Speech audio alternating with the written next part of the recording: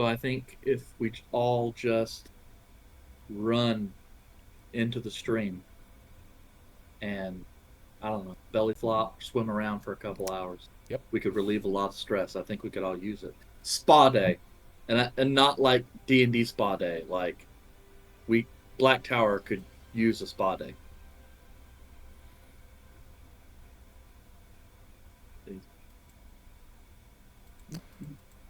Said it Okay. very well. Okay. Hey guys. Hello everyone. It's Eric here at Black Tower Stories, Sage of the Black Tower, and we are here in the adventures of Athoria with our group, the Silver Knights of the Mythal. And last time we met, it's been a little while because we had some personal type stuff come up, real life, that we needed to adult for a little bit. So apologies for that. But now that that's largely resolved, we are back here with chapter 122. In chapter 121, the party spent some time in Alaris' sanctum. Calum got help with Master Falerion in a little side project to cheat death, as every wizard wants to do at some point in their life. It's like a rite of passage. And then the party headed to Air Ariellum to kind of wrap up the Midsummer Festival. It went well for some, not so well for others. Uh, then the party retired back to Alaris' sanctum, um, trying as best they can to avoid answering the critical questions of what to do next. Nonetheless, the following day has come, and the sanctum is abuzz with the childlike servitors rushing through, kind of waking individuals and letting them know breakfast is ready. Um, and the the day is yours to do with as you will.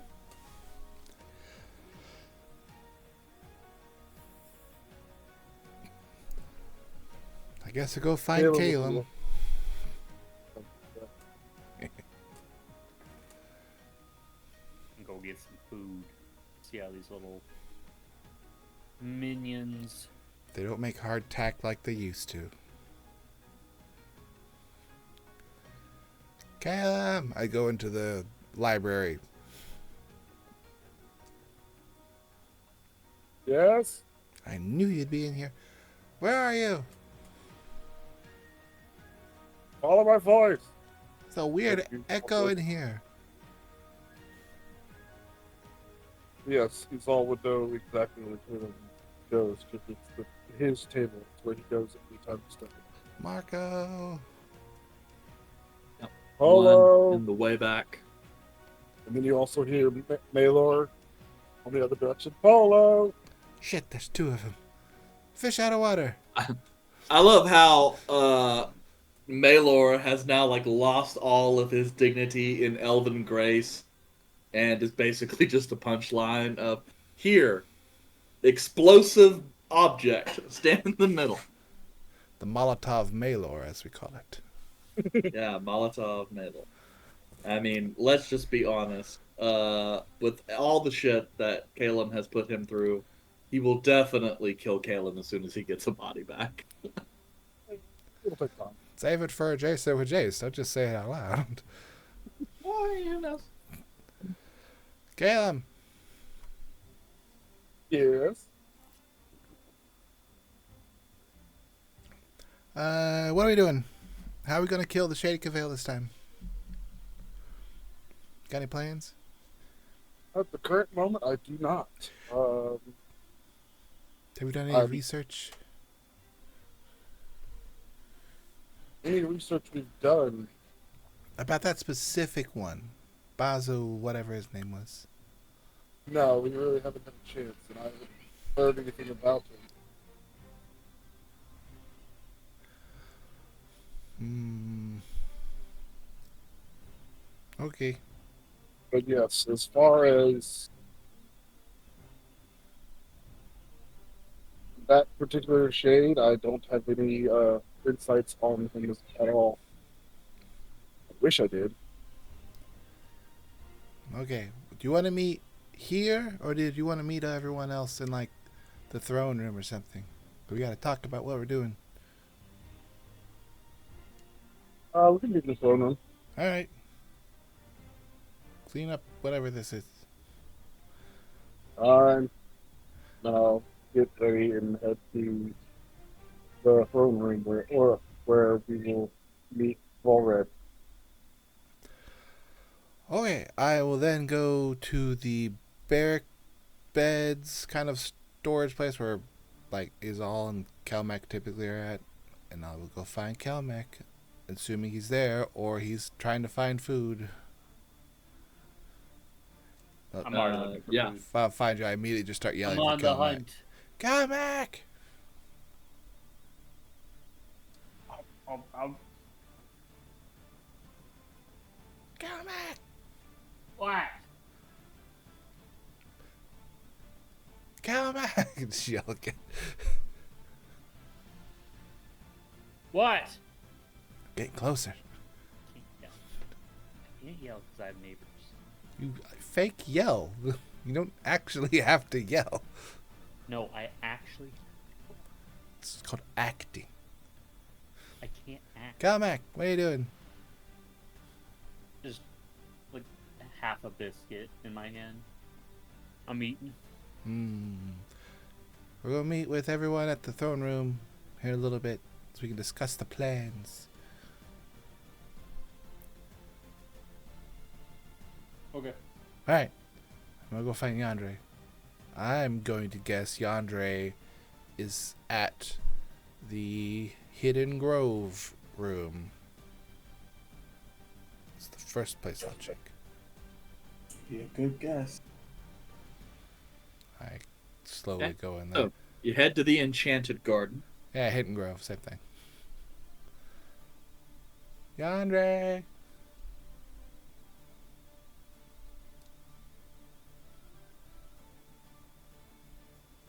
Yandere! Yes. Hey, we're meeting with everyone at the throne room so we can talk about what's next. Sure. How long? Caleb had to clean up all his books, and Kelmac was eating, so probably about 10 or 15 minutes. I'll be there. All right. And Volred sleeps in the throne room. No, he sleeps in the main bedroom. Go acquire Volred. Okay. Volred, wake up. I mean, stop pick up all the grapes. Not gonna happen. What are we doing? We're meeting about what we're doing. Okay. All right, good talk. I'll go wait in the throne room for everyone to show up. Dondre would show up right at that 10-minute mark. Am I the first one here? Yeah, and you're not even like the farthest one. Like Caleb you're would have showed up pretty much right after that. Hey, Caleb. I'll come in a little late with a plate of food. Yep. And Volred probably show up with a servitor behind him carrying a bucket with more wine in it. Mind the grapes.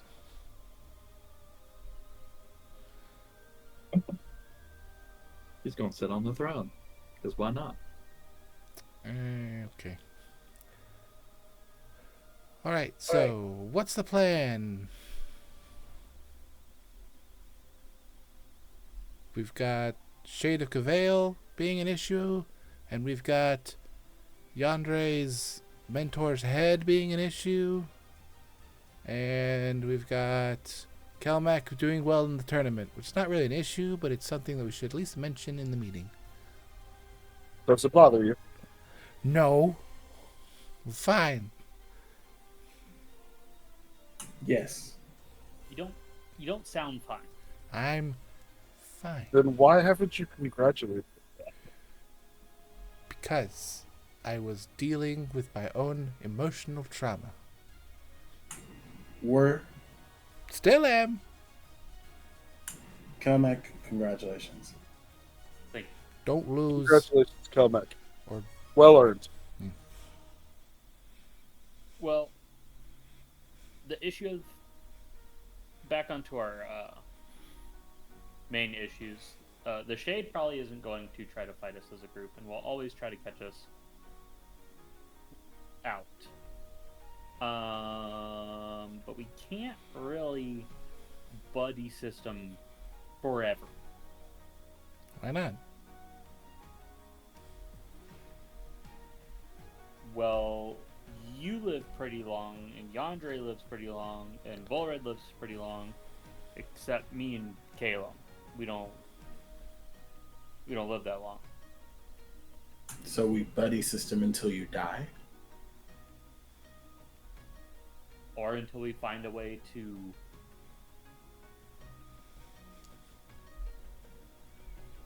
crack him, draw him out. But he seems pretty confident in his skill and probably won't fall for many tricks. Hmm.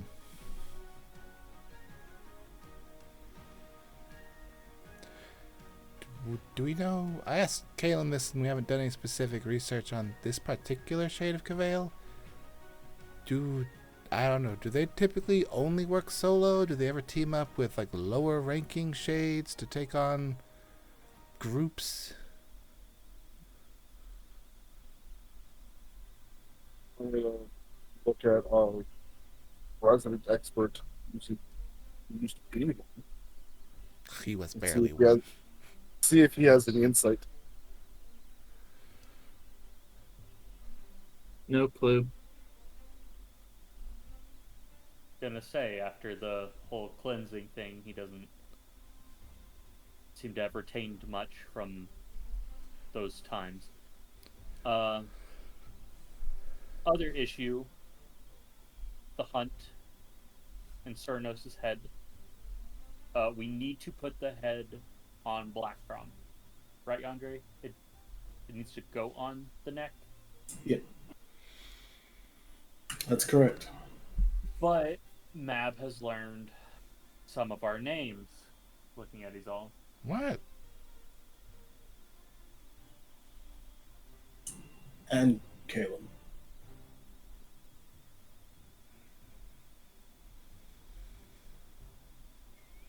It was we bound to don't know happen, whether- but it is frustrating. It just makes things more difficult, but I agree. It could have happened at some point. There could have been something near us when we said our names, but it happens. Stuff happens. I'm not trying to play the blame game.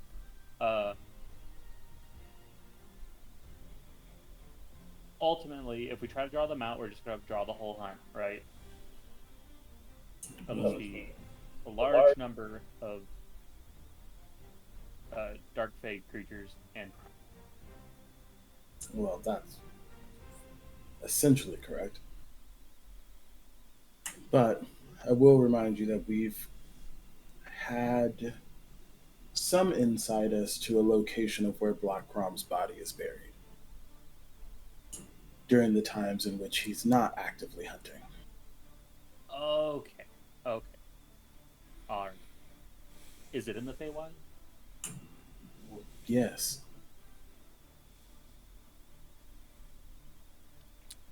In the Land of Winter, to the northwest, in the area that we were specifically told not to go to, because that is exactly where the dark hunt, lays rest.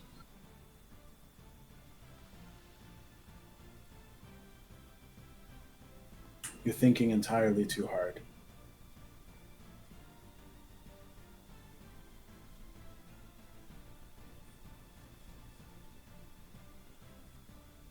Any ideas? I think it'd be easier to draw him out than it would be to go and find the body.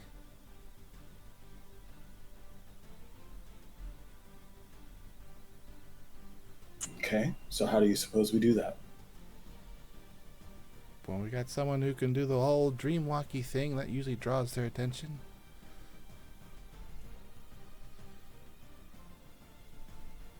Looks over at Volred and is just like, I don't think he's going to do it. Yeah. Do what? Sorry, I wasn't paying attention. I was thinking just how good this wine is. Although, I really wish I would have had cognac instead. See?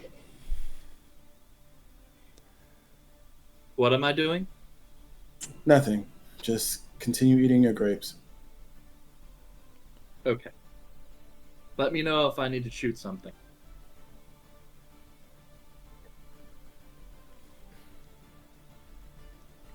I mean, I can always take Ceranos' head out into the Prime and allow them to check for him and find him. If we do draw them out,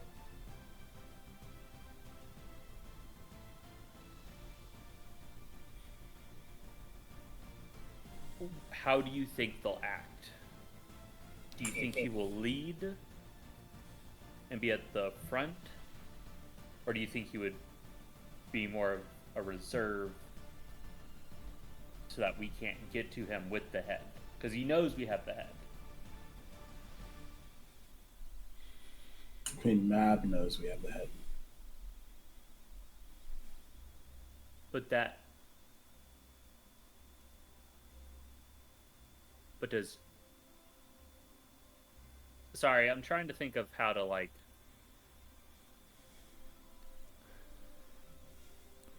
I know what you're saying. You're trying to say, would they keep Black Crom away from direct threat, knowing that we have a way of utilizing a weapon against him? But Yandere is saying that Mab knows we have the head, which feels like he's also trying to say that Crom doesn't know we have the head because Mab does not effectively control Crom. The horn controls Crom. Yeah. I don't think. And Jack has the horn. Jack does not have the horn. The Pumpkin King has the horn. Right. Granted. Did you? In A Nightmare Before Christmas, his name was Jack. Did you do the same thing as All did whenever you came back from the Feywild? You just kind of forgot all of it. There's a Pumpkin King? I already know that part. That we talked about that outside the Fey. Okay. Sorry. I do apologize. Pumpkin King Jack Skellington. I'm just like... That's a good song. Could have been a bard in another life. Write that down, Kalen. I'll write it down. I'll make it a hit. So I think since the gourd man does not know we have the head, and Mab is bored of him and whatever schemes he does, then she's probably not going to tell him that we have the head, which means Brom may be at the front because he is the strongest and that would provide the most. I would also say that even if they do know that he has the head, I think he would want to be at the front of it to destroy any threat it is.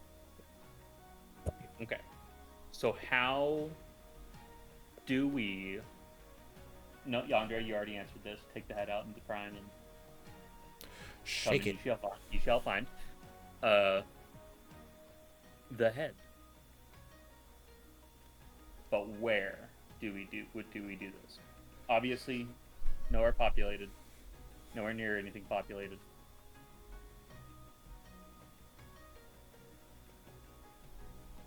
And we already tried that before, but they weren't quite drawn to us because we didn't have a way of exactly making them come to us.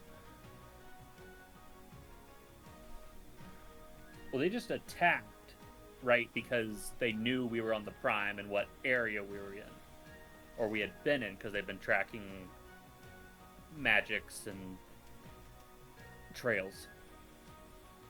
But the head is going to be a very powerful beacon, and it will probably give a much better idea for them of where we are. Either that or we go back and we go to the Autumn Court and take the horn like we should have in the first place.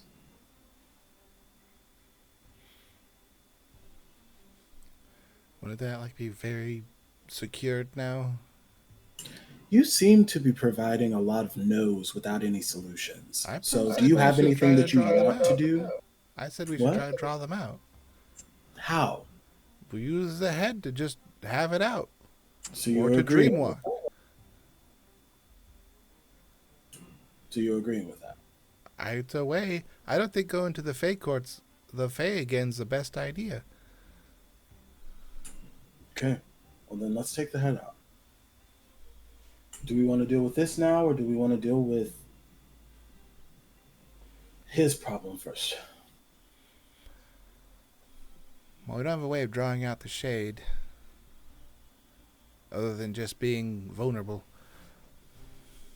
The thing about the shade is that we don't really have a lead, whereas with this we have a thread that we can. So, Fae. Great. Yandere turns and begins to walk back. You'll see him go into the grove painting. Then I destroy the painting. Oh, what? I will. Yandere would kill you. He would straight up kill you. Sean would kill you. I just have some questions about the possible methods of luring out prom. And I'll just talk with you in the grove. If other people want to do things, they can do those, and then we can do our thing. Unless the rest of you are gonna mosey around. Izal's a woman of action. If until you guys have a plan, she just does whatever she does. Is in stasis. As all zealots are. Constant stasis. Release the Izal. The what? Don't mock they're my heritage.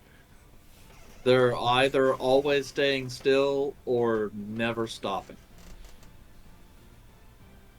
Then me and Sean will do. Me and Ari will do our. Well, Axel only stayed in a place long enough to get some money and drink and then move on because he didn't want any shot of anyone catching up to him. So. Good luck making a plan. 4 flags. We stopped long enough to get married and then left. It was a mistake. That's what it was. Is that canon? Sorry. Axel's a Please, terrible no. person. Let me get this. I am not a very magic savvy person, but I do know, since Prom is following traces whenever he is called to action, is there a way with also using the head as a beacon are there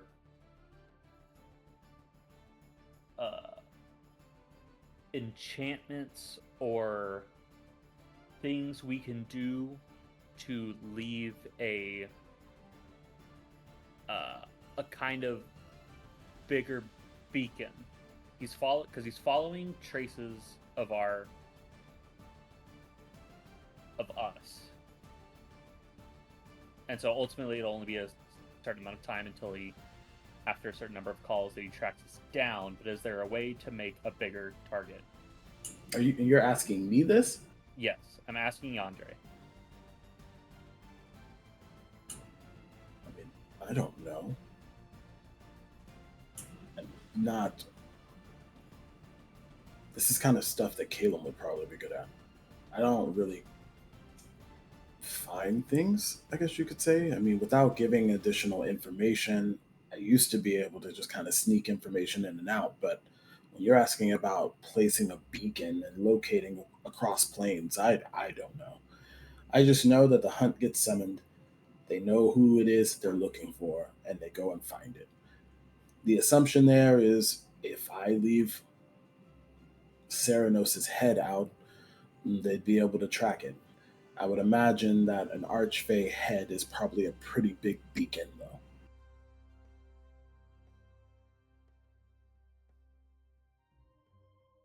Because Hell, I I, can just ask him. because I also don't want to compromise our possession of the head in case because they summon and just tear a hole through the plains to appear. I do not want to set up a trap and show up in a less than ideal spot. But I thought you might have some initial insight into the possibility of these actions, and I can go consult with Caleb about the possibilities of creating a lure so that we are able to bring them where we want them. I can tell you off the bat that Ceranos' head doesn't have a direct way of communicating with his body. So there is no just like, oh, ask Ceranos and then the body comes to him. The body is controlled by the horn. So without that, there's not really a lot of beckoning the body itself.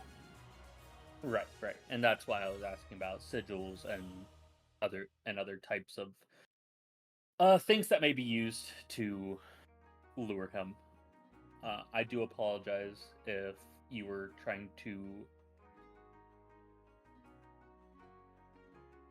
I can't think of the word. Retire and contemplate on things, or if you just enjoy the being in the grove. I was going to get the head, and you followed me.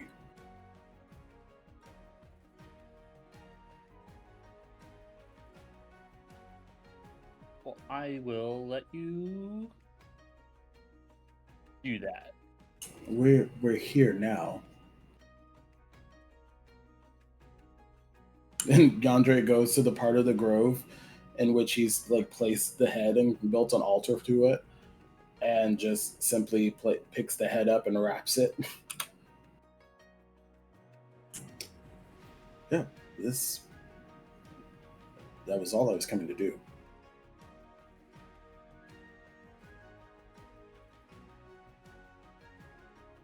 Okay.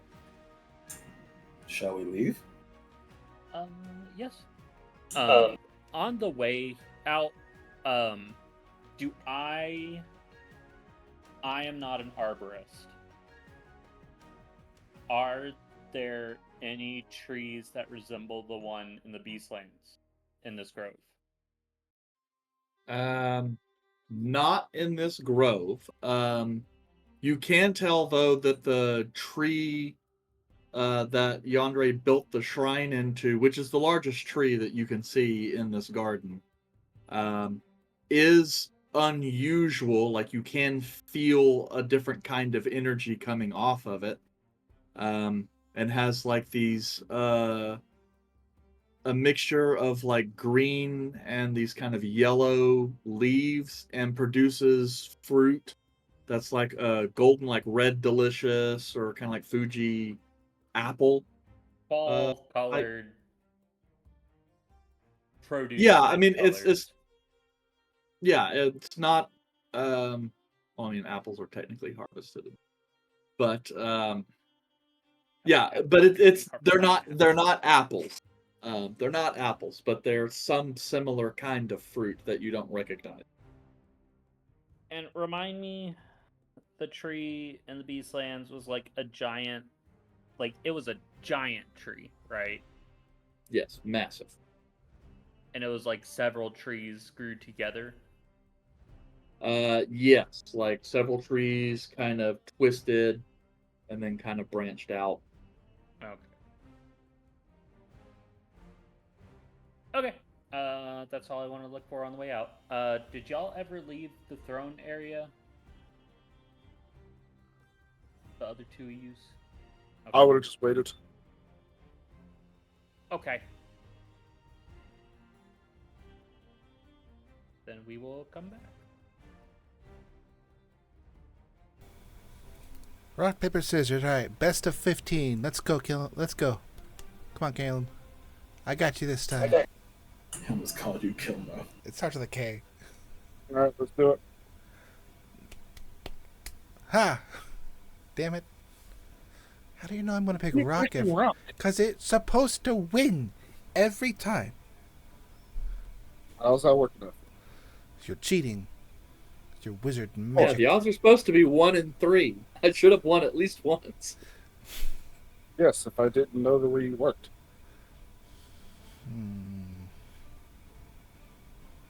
One more time. Are y'all are sitting at? Bull Red is still sitting on the throne. Mm-hmm. Are Yeah, y'all at this in point in front? time, he's passing off one presumably empty cup of spirits and then picking up another cup. Hi, Andre. Welcome back. Yes. Hi.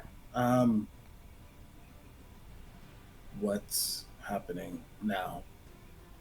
Caleb is cheating. What do you Not mean cheating. Caleb is cheating? Playing rock, paper, scissors, and he keeps winning. Well, you always throw rock. 'Cause Why would that? How did you not know to throw paper if you're just going to always throw rock? Because rock should win. Why should Rock win? Because paper doesn't beat rock. In the rules of the game, it does. The rules are stupid. Then just play the game Rock. All right, Caleb, let's play rock. Let's play fisticuffs. No, Let's thank you. just punch you. Ah, Okay, now we're just fighting. That's what he's all wanted. I have the head. What do we do now? Right. I had a concern. Okay. Obviously, the head will be a big target. But, since beings of the Fae are normally kind of unpredictable, I don't want them to appear at a very inopportune area. And so I had assumed, yes, that Yandere would be someone more primary to go to for information on magics of sorts. But he corrected me in that Calum should have been the first one to go to. Calum. The wizard? Yes. I had a concern that the head will act as a beacon, but is there something we can do that will, because they follow us, is there something we can do to kind of put a point out there that we may be at? Is there runes of some kind or glyphs? I am just spitting lingo I've heard used before that would leave traces that they may follow that we could just not be at and act as a smokescreen. The concern with going that route is that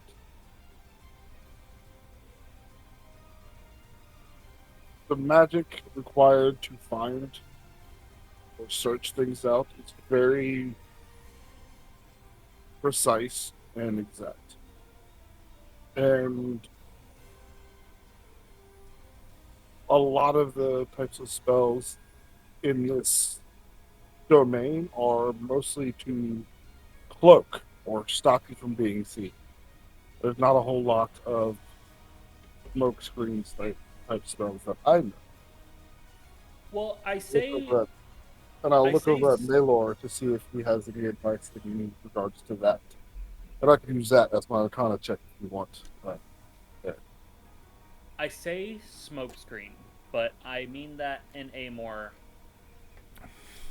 tactile sense, in that you, in that we would leave traces, in an area where we are not actually at.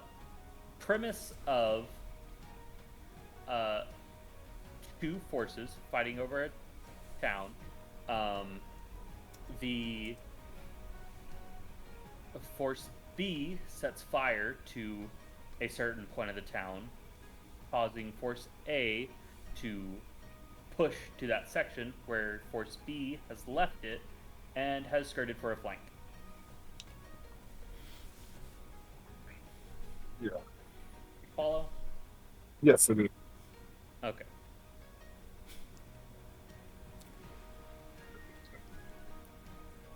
Eric, would there be anything that I would know of to cause such a distraction? Go ahead and. Ooh, this is kind of hard.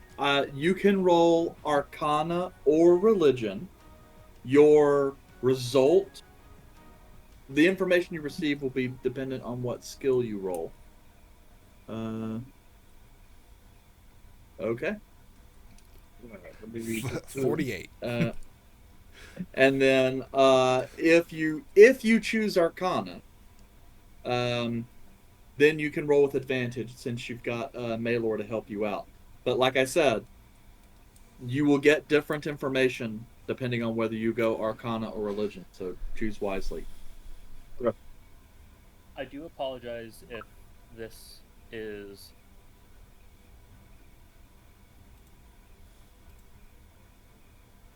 I just want us to be safe, and understandably we might be able to weather it, but I would like to make our chances higher of success.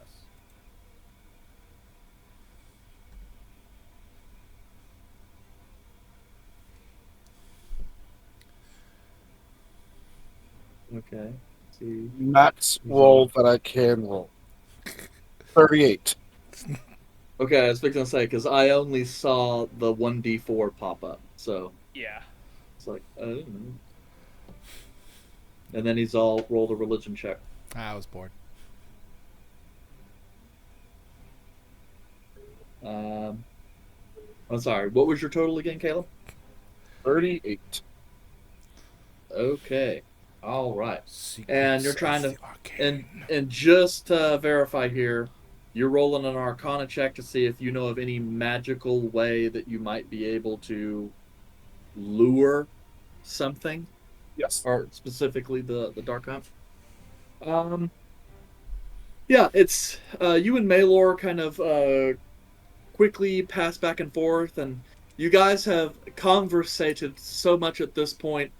You guys only technically have to like start thought processes, and then the other one is like, oh, okay, and it's like you guys only have to speak every other fifth word, and somehow you guys can understand each other. Yeah. But as you guys are kind of go back and it's like, well, what if we? No, we can't try that. But if we, that might work. We'd have to change some things.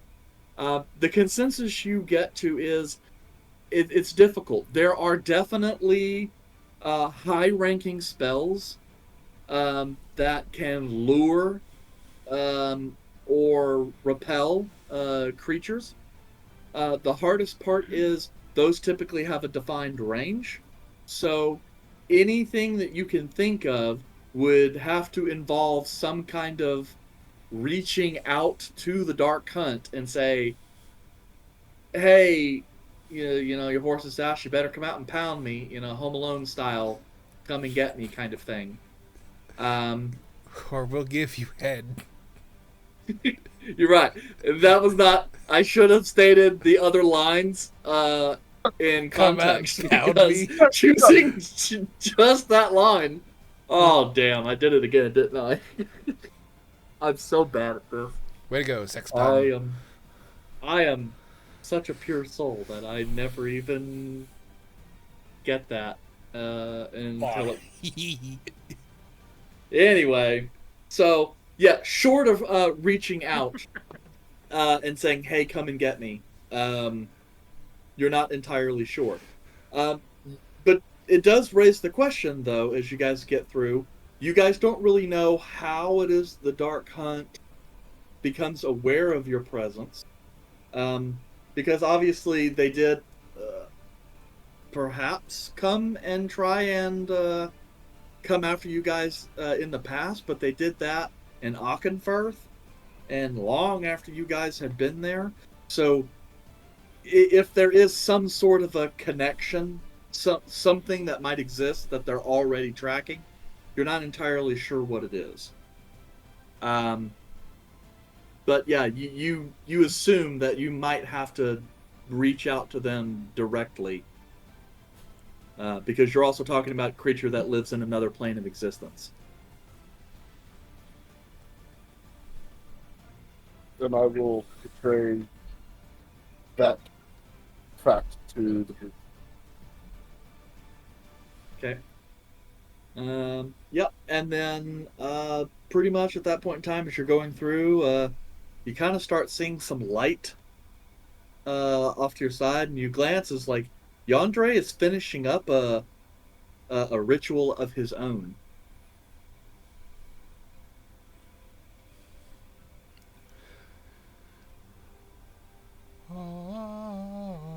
And do I recognize the type of ritual he is doing? Contact other planes. Yes. Actually, it looks like he's prepping a communion. Oh. Ah, that explains the wine and wafers. The body of Cernus, blood of Cernus. Okay. That's Assuming what you the guys head's aren't for. going to try to do anything to hinder Yandere's ritual, Yandere, you cast Commune and extend your will out to the cosmos. Who exactly are you trying to commune with? Is it Cernus? Yeah, Serenos. Cool. Just making sure. I don't presume. Okay. As your consciousness rolls back a little bit, you find yourself in it's a weird space that seems to almost be between waking and dreaming. Like you can still kind of feel yourself anchored in the throne room, but at the same time, there's a part of your vision as though there is a sort of twilight forest that heavily overlaps it. Almost kind of like you're staring at it, like while you're drunk. But as the vision begins to settle a little bit, you watch as this sort of blurred humanoid shape is making its way towards you and then comes into focus as this large, um, kind of tan skinned humanoid figure, like rippling muscular body, but still quite lithe and athletic, um, who has these kind of sylvan tattoos, um, kind of a pelt loincloth, and a kind of a humanoid face that has like a lot of different kind of war paint.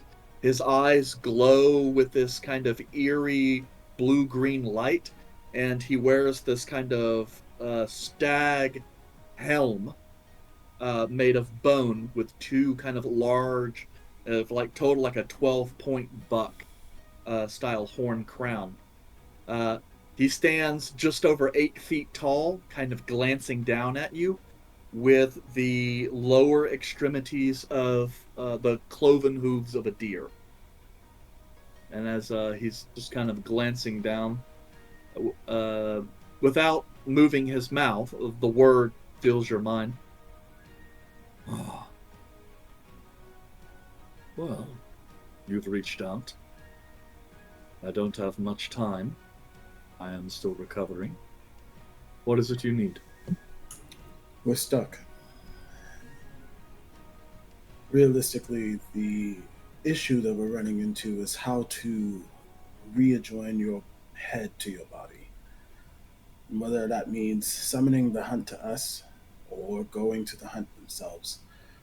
My friends don't want to visit back into the Feywild, and so it sounds as if the only option that we have right now is bringing the hunt to us. So, question is Is there any way to lure your body to our location without the call of the hunt? He kind of sits there for a moment, glances off. Yes, particularly the dark hunt. The wild hunt could be summoned with my horn, that you know. The dark hunt, however, it searches for people in places where death hangs heavy. No doubt my body and those that have followed me have reached out before, but only in a place where one of your number have perished. From my understanding, you yourself, as well as another, have perished recently.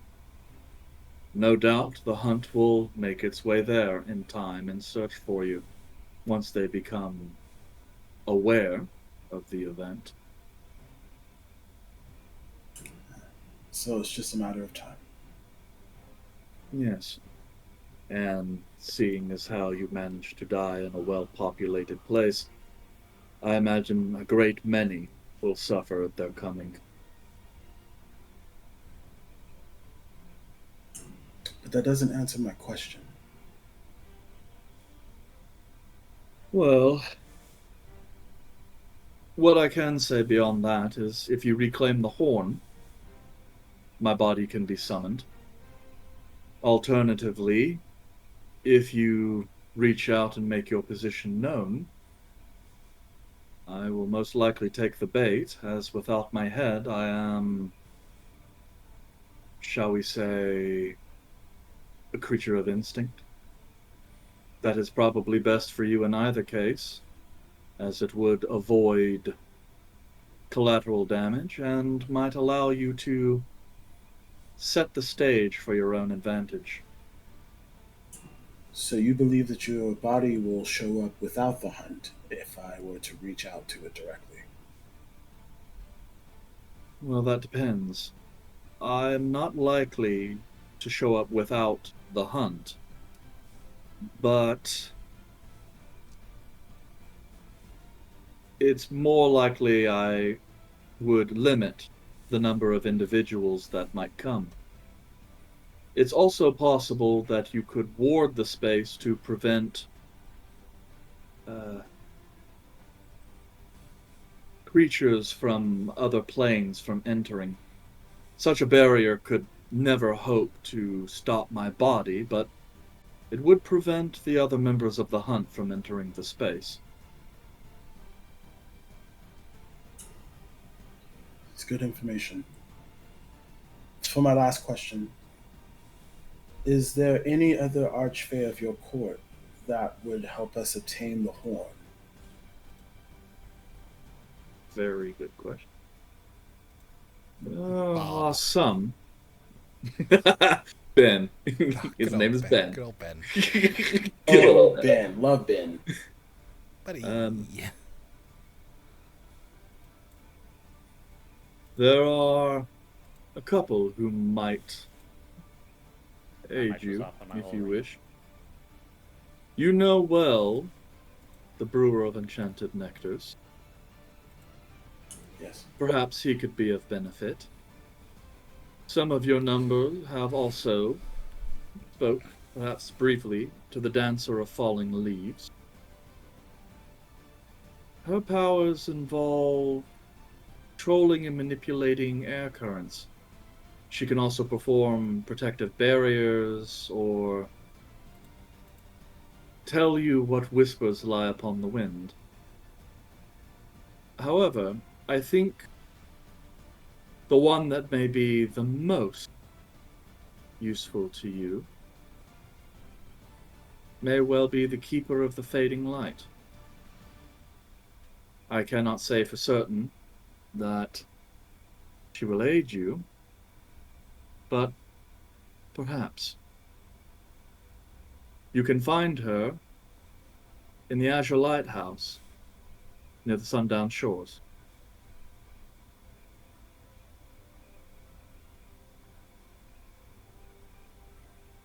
Thank you.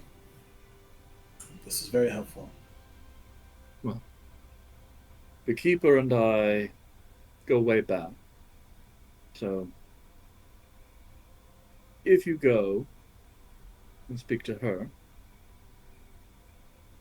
be of benefit. It also helps that her powers are stronger near twilight. So, which of course is where I also dwell. Meaning she could provide a good counterbalance to my own power.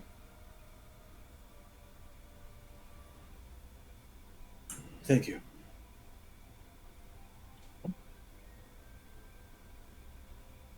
Well, I do not want to impose your time healing.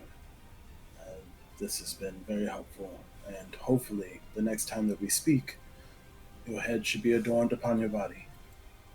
Yes. Though I would warn you, when I ride amongst the wild hunt, I am known as a bit of an archer, but I am far more deadly in close combat.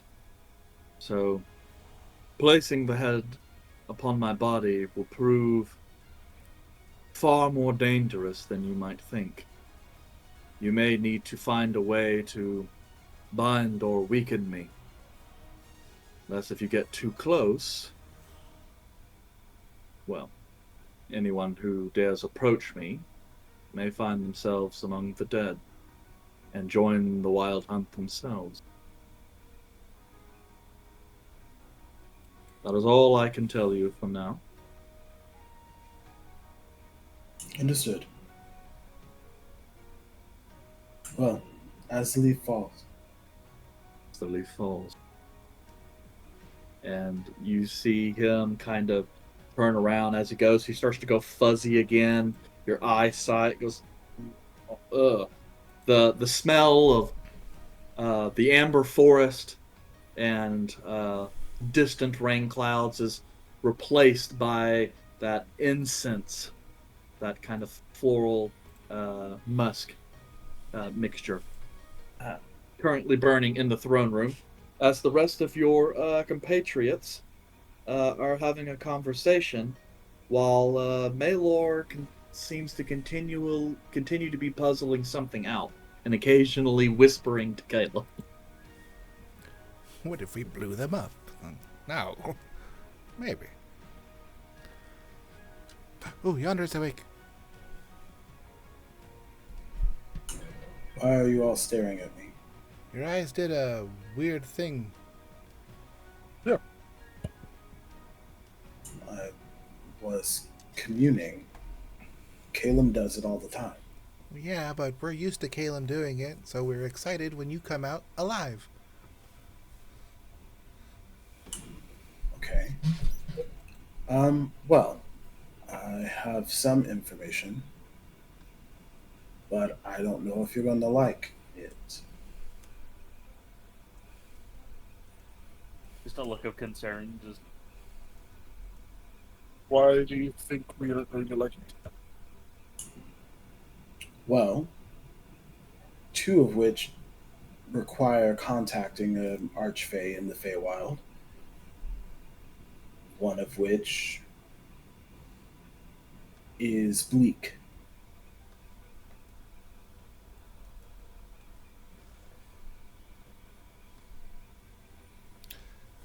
Let's start with Bleak first. Ooh, yeah, bad first. Work our way up. Well, we can summon the body of Serenos here. There is a method that would limit um, his capabilities of bringing the full hunt. But given his stature and ability, getting close to him without the horn on our own is a sure sign of death, or at least incredibly difficult.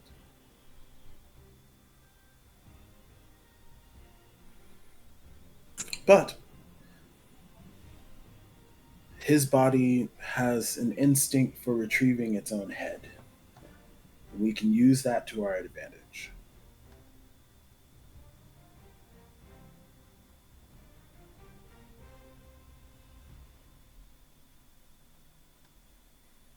That's the bleak part. You get close to him, you die. Ooh. It's pretty yes. bleak. And to also be fair, he's an archer. So being far away from him isn't any better.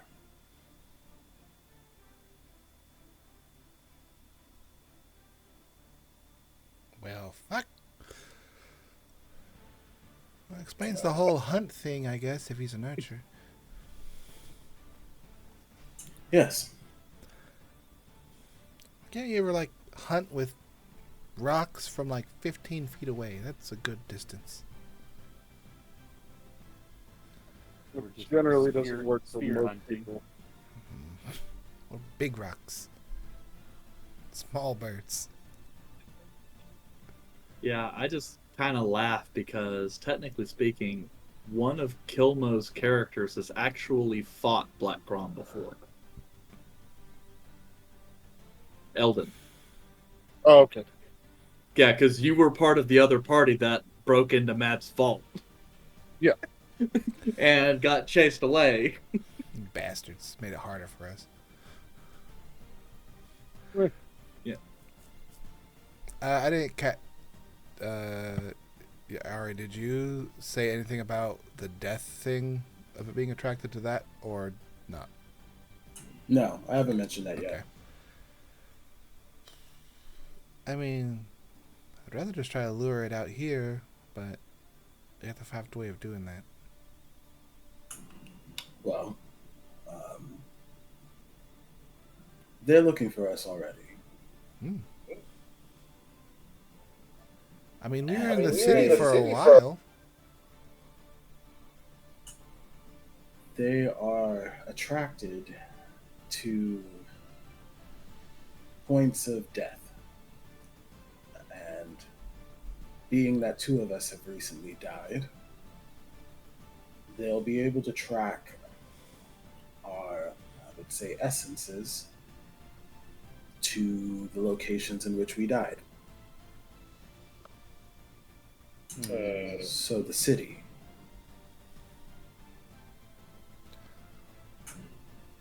Sereno said it's only a matter of time before they are able to track it, and they come.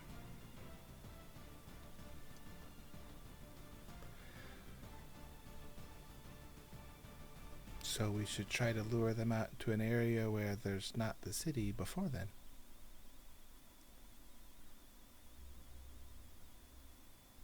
Because we could spend 3 days over in the Fae, and it could be a week plus over here, and they could wind up attacking in that time period. How does that work? Does that probably explain why there was such a delay? Well, time is different in the Fae than it is here. I mean, a day in the Fae could be a month's time in the Prime.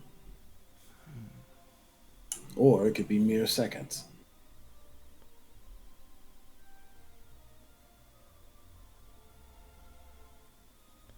I'm trying to think, when did we go to the Fae the first time when they might have noticed us? If you're trying to track a timetable, I would highly recommend you don't. It's not gonna work in my head anyway. 14 Jeremy Baramies. A capital Jeremy Bearimy or a lowercase Jeremy Bearimy? Those are two different things. It's a reference for The Good Place. If you haven't seen it, you probably won't get it. I don't know. The other thing I can do is attempt to reach out to someone of the Autumn Court and see if there's anything that they can do to help us obtain the horn.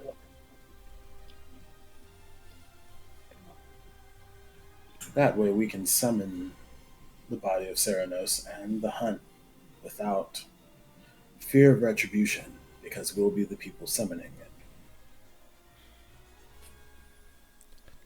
I mean, if you could reach out, that'd be great, but there's probably a cost, of course. The alliances are uncertain. These are suggestions. Doesn't necessarily mean that they are 100% aligned with Ceranos.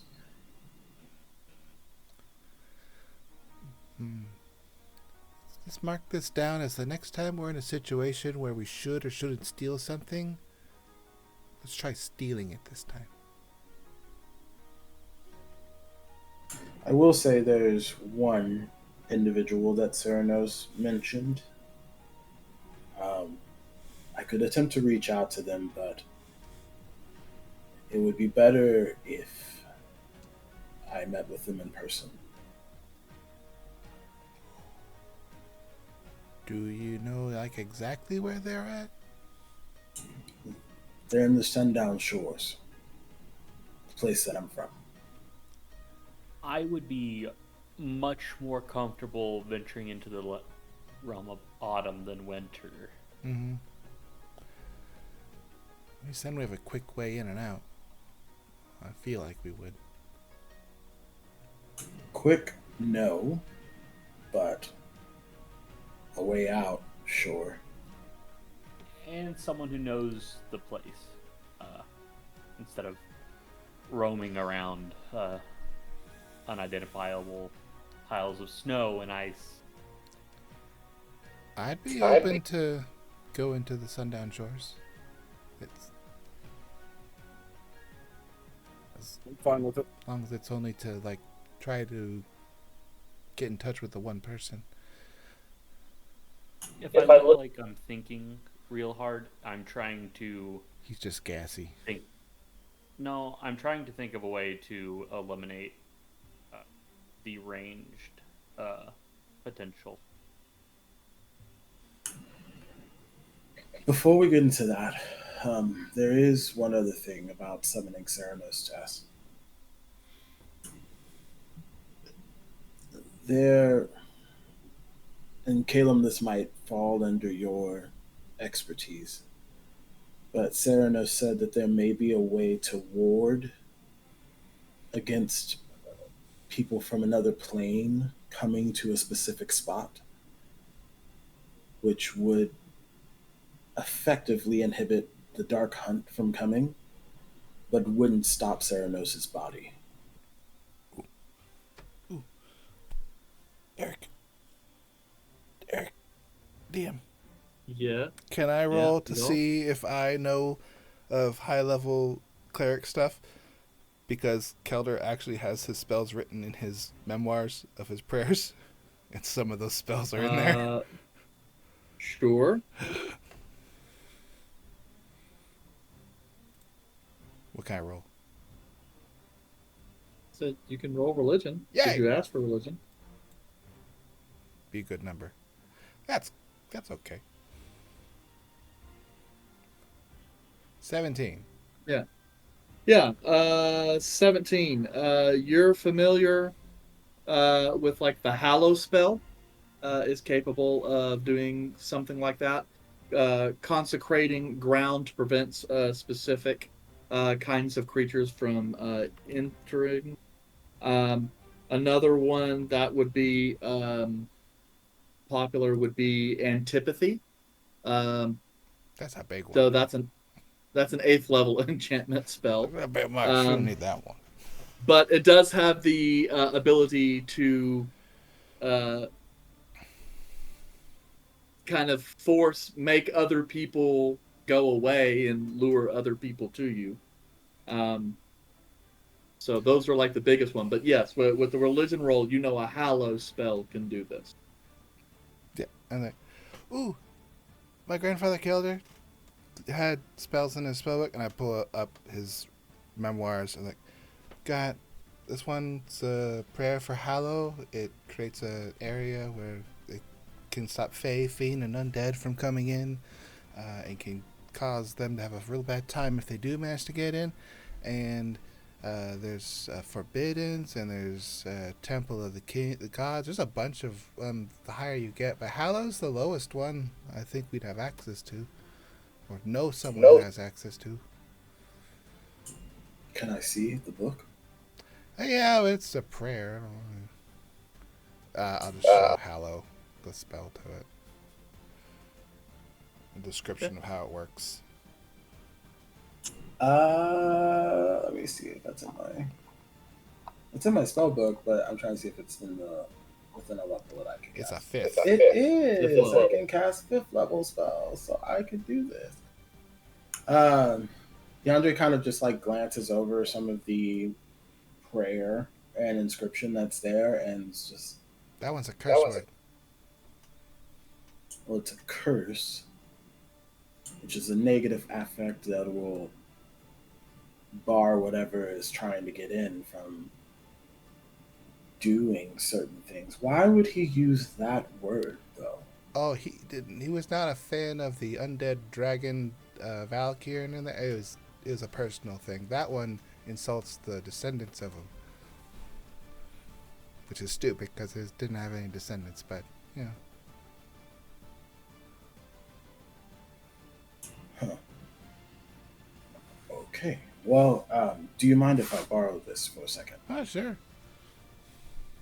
And then, Yandere, I can just put this in my known. I have known spells. I just haven't prepared it. But Yandere's going to take a bit and just. Known. For a second there, I thought you said gnome.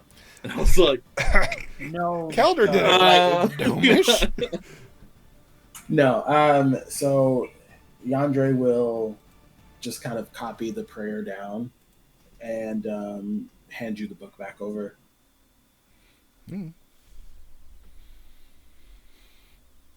Well, that fixes one problem. If we want to summon him, this might give us a smaller opportunity to put the head back on his body.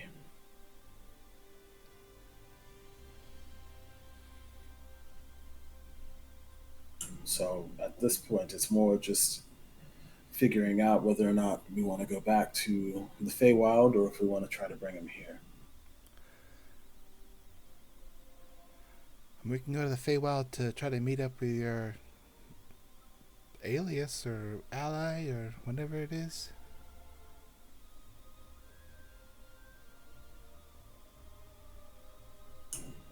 We can. We would have to visit the tower in the Sundown Shores, which is the Azure Tower.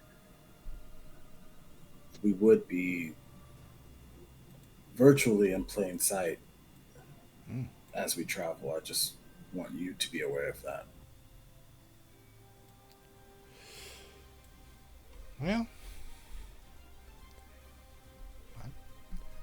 they picked the fight there. They picked the fight there, I guess. And this contact isn't necessarily guaranteed to give us their help.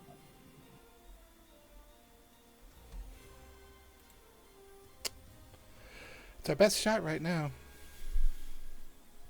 I agree. Or wait until they attack the city and potentially kill a whole bunch of people. So I prefer the other one. Better than kicking the hornet's nest. And then we should prepare to leave. We're going to need some help getting there, though. If only we had a small friend. We've used up our teleportation stuff with them, I thought. Getting in and out of the planes, like he got us out, and then we haven't seen the little devil since then. Kazaric? Yeah. I'm gonna call his name. Baba Booey. He doesn't Baba Booey. reply.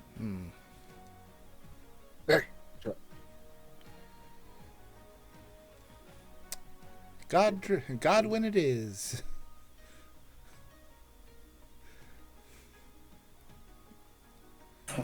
This is still the same day as the tournament, though. It's the day after yesterday where we fought a bunch of stuff.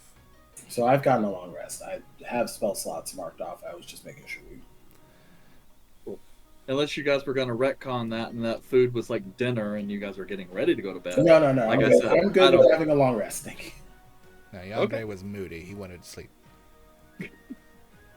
I'm surprised he didn't turn into Winter I Yonder. was also moody and wanted It was a thought. to stab somebody. It was a thought. Eric, I just need the name of whoever beat me. If you could just send that over, and I promise not to hurt them. Only humiliate. Just take care of that during downtime when they're asleep.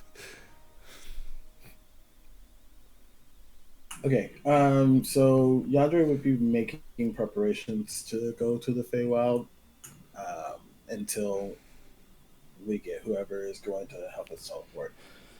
And I need to step away for a second. So, Who wants to do sending to Godwin? I think I'm the only person that can, so I'm going to Caleb. go ahead and send a message. Caleb, you can send? He hasn't Oh, used you any get of your his spell spells. slots. Yeah, never mind, go. I did it. I'm the only one who did He's it the- originally. He's the You other started doing it. walkie-talkie. I think between the two of you, you still don't use sending nearly as much as I did. I've sent messages when they were important. I send send messages them when they're not. privately. So yeah, I'll message Godwin. Hey, I was curious if you could help us get to the Feywild again. Are you currently at the shop? And that'll be the end of the message. Okay. There'll be a brief moment. Godwin comes back. Oh, Caleb. He says, yes, I'm at the shop. And I could take you, if you wish. Perhaps I can get some new materials. What do you say? He said yes, and I think he's actually going to join us for a little bit. You should tell him that we're gonna meet Ben. Maybe.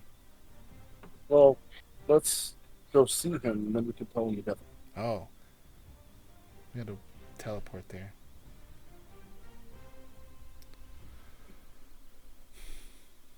Yeah. Make sure everybody's ready, and then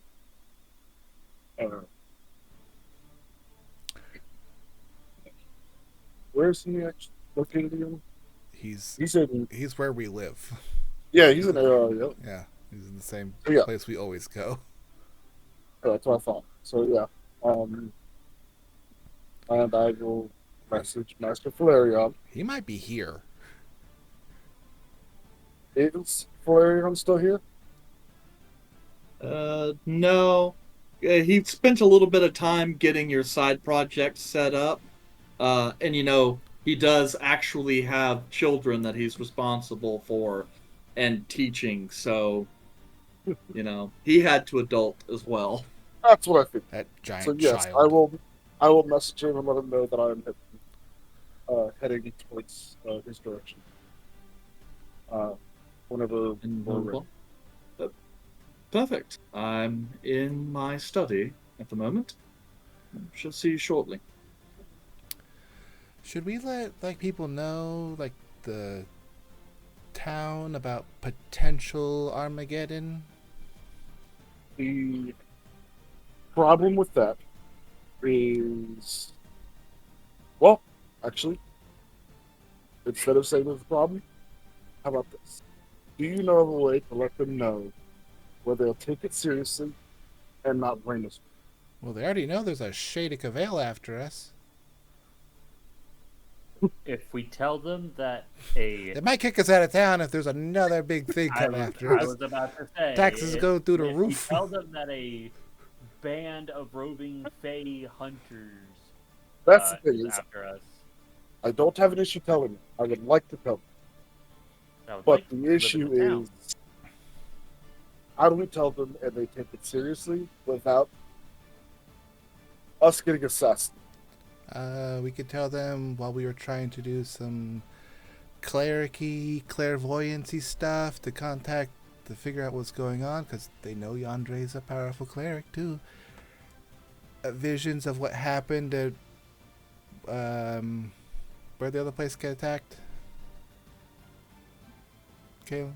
I don't know the name. When they attacked the other city, something like that came up that it might be going to happen in this city, so we should be on extra high guard because it was shown to us by deities. I can't tell them that because I've got a political intrigue that I gotta maintain, and I'm bad at lying. Actually, it wasn't a lie, really, because we did learn it through talking to a deity. We actually, let's tell Master Valeria. And the enchantment guy? Yes, but he is very well respected in the city, as well as he's been there long enough. How are we going to know people he can tell to at least get the alert up? All right, let's do that. We should tell somebody because just not telling anyone, I'm going to feel real bad if something happens. And that's why I changed my question from no to how do we do it without us being implicated? Man, I live here, but I don't have to live here. I live somewhere else. Yes, I get that. So, yes, let's go ahead and Should I pull him away from his class or something so you don't use another? I don't think you can get all that info in a sending spell. Yeah, I'm going to go meet him in his study. All right. You want to go with? We're going to be there anyway. I'm not going to walk away from you. You got to do the buddy system or else you'll get murdered. That's fair. In a wizard study, which would be hilarious. That would be very funny. Because... Oh man, imagine Shady Cavale thinks that you're unarmed because you're not around the rest of us, and he goes into Master Valerion's study with him. It's like, oh shit, there's two of them. Well, here's the thing: if Shady Cavale comes after me while I'm alone, and I'm pretty close to you, I have a spell prepared to go get you and then come back. Ah, the buddy system. So, I think that would be very fun. If you got Valerion there, though, just go ahead and take care of it. Don't bother bringing me in. You need to tell me what you want to take an action towards him? I mean, if you got time, I'm not going to tell you no. For like action. Did you imagine the look on Master Valerion's face when I leave him? Bye. Oops. That would be hilarious. You got a lot to answer to.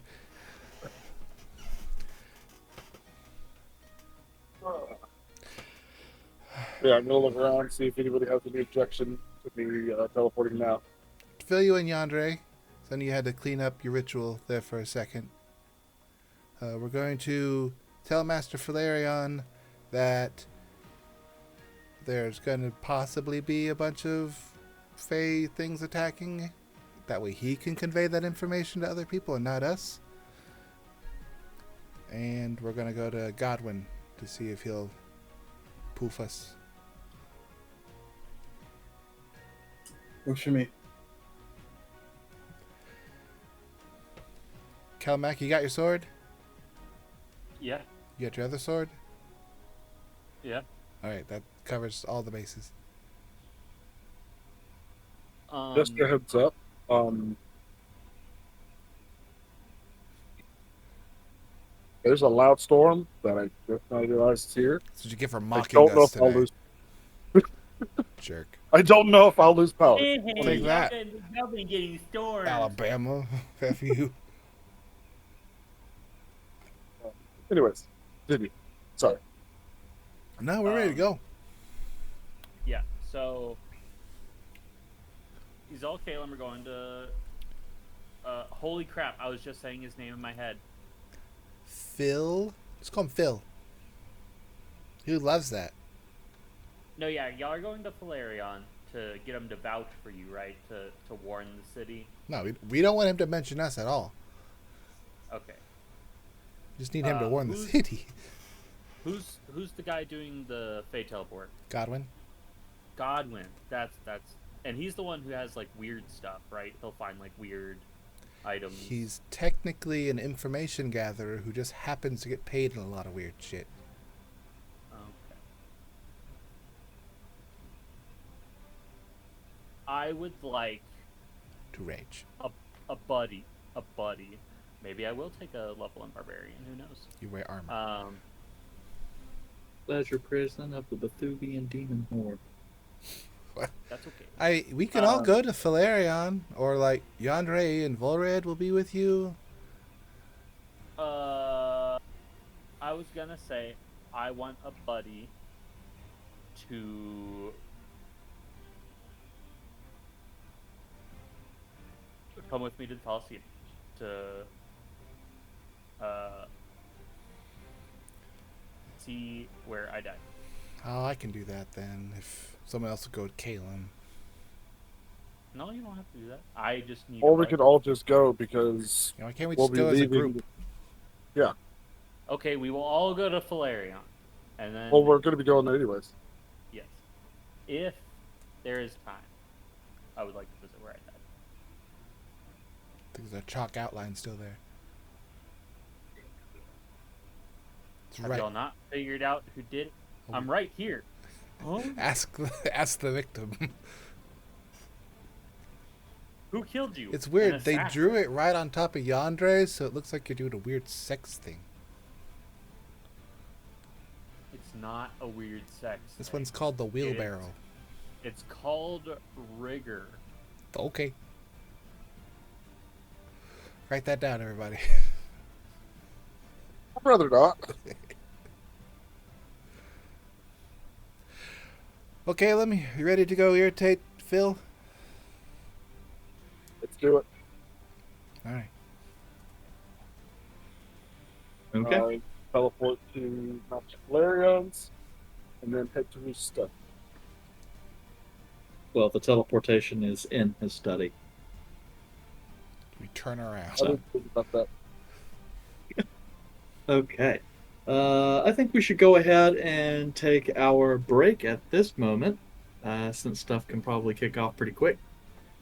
Next time.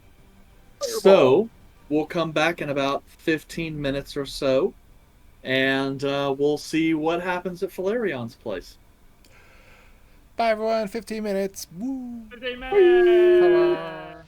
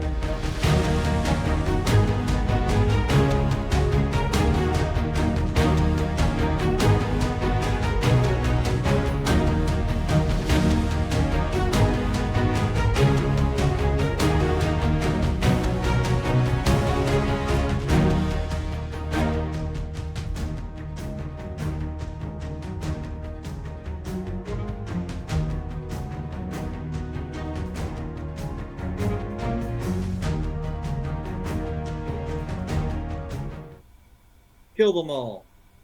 All of them. Good luck. They're dead. They're innocent children, you monster.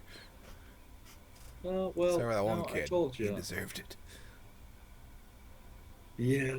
Too bad he didn't make it onto the boat before Volray got to him. Oh no. But- Hey guys, welcome back. Hi. Heyo. Buddy, look at me. I'm on a boat. Aaron, stop it. We'll Oh. get copyrighted. Okay. So, before the break, Caleb opened up a gate to Master Falarion's place, and you guys went. And then step into the well-lit chamber. Master Falarion's area, there's like a stained glass window where like morning light is filtering through. You know, these kind of like god rays going through the place. Flareon happens to be in the process of what looks like scribing a series of magical circles onto several kind of large, like 4 foot by 4 foot sheets of paper. Kind of very intricately drafting them. When you guys arrive, you hear him kind of jump a little bit, going, you know, in hindsight, I probably should have not been doing this delicate work knowing you were about to arrive. Damn near ruined a month's worth of work. Yeah, that's on you. Right. Yeah, of course. You are quite right. That is all. Well, welcome. Welcome. I imagine you're passing through. Slightly. We do have something we should talk to you about. How's our favorite student? Your favorite? Do you mean Milo? Yeah. Oh, well, is doing well. Departed to serve with Master Warham a few days past, so he is there now. Caleb, we gotta go visit him. Master Godfrey You know what? is Sure. an unusual individual. I don't think we've met that guy. Who's... Like, we've met, like, all the other ones. No, we haven't had reason to go there yet. Sounds like we do. He's a very interesting individual. What's he specialize in? Illusions. Okay. And Calum, yeah, OOC. Calum has spent a lot of time trying not to think about Master Godfrey. yes, just imagine everything changing every single day. You don't know where you'll wake up. You don't know what you'll see. We've spent, like, a month total time in the Feywild, Caleb. You're not impressed You with don't. me. You don't know that. I know the I'm going by the the real calendar. Like, we spent like a month there apparently. I have no idea what happened while we were there. So yes, every time I wake up, I have no idea what happened. But yes, it's quite Eccentric. yes, very, very well put. Now I really got to meet this guy. After apocalypse avoidance. Avoidance? I said avoision. That's not a word. Aversion? Yeah, but I was doing avoid and aversion. That did not go well. A virgin. Oh, nope. So yes, let's. Anyways, we have a perilous end of the world to tell you about. To play on what we just talked.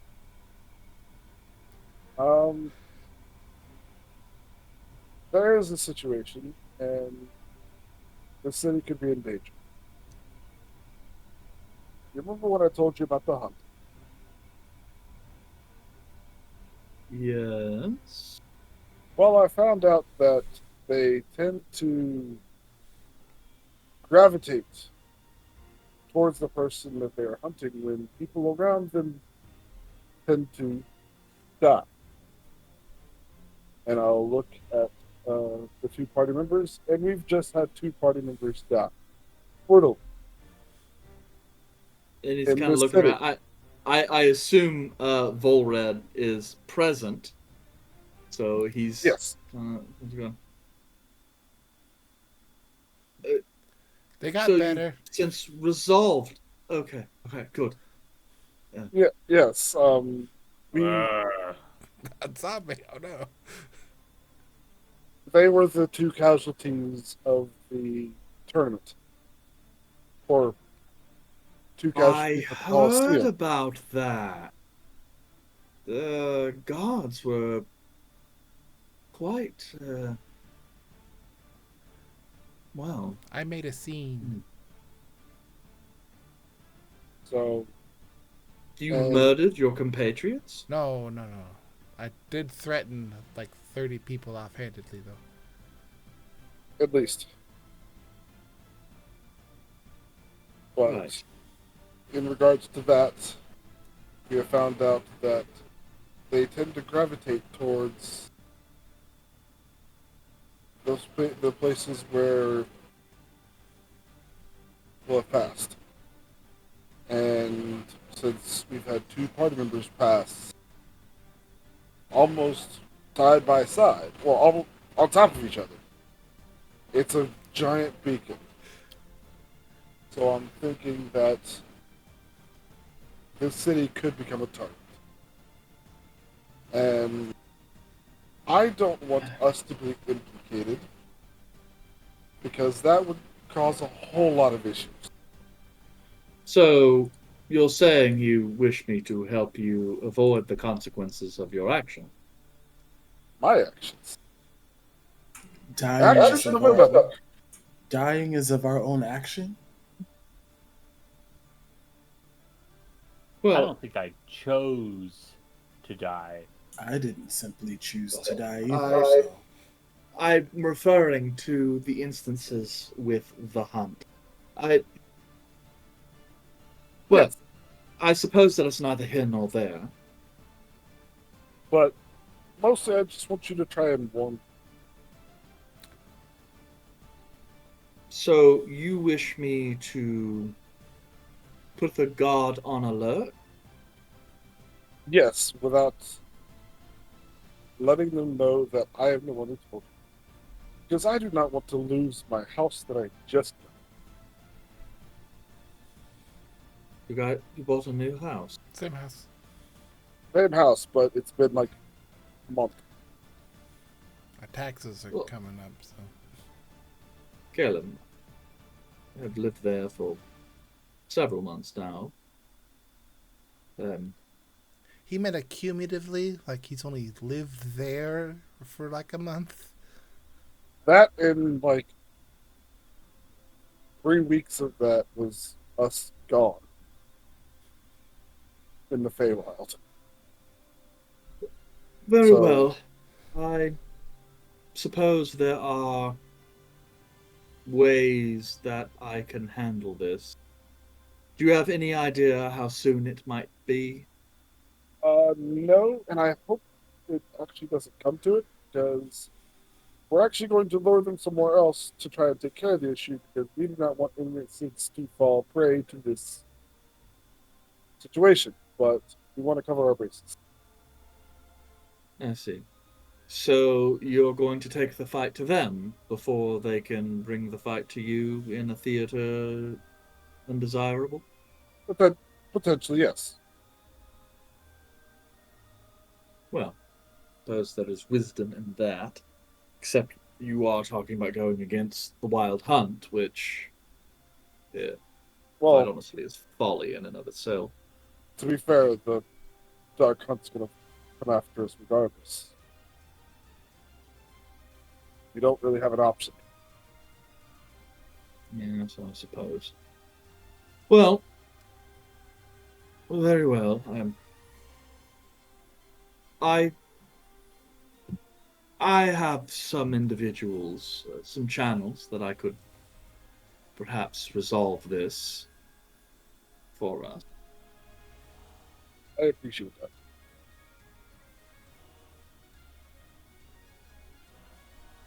Now, is there perhaps anything else you need from me? I am good. We'll look at the others. No? We will head out because we have several other things to do. Thank you. Well, don't think of me just yet. Working through this may end up bringing some unnecessary and unwanted attention. But, as I said, I think if I'm careful, I can thread the needle on this. Good luck with your posters. The circles for some new spells I'm working on. Good luck with your circles.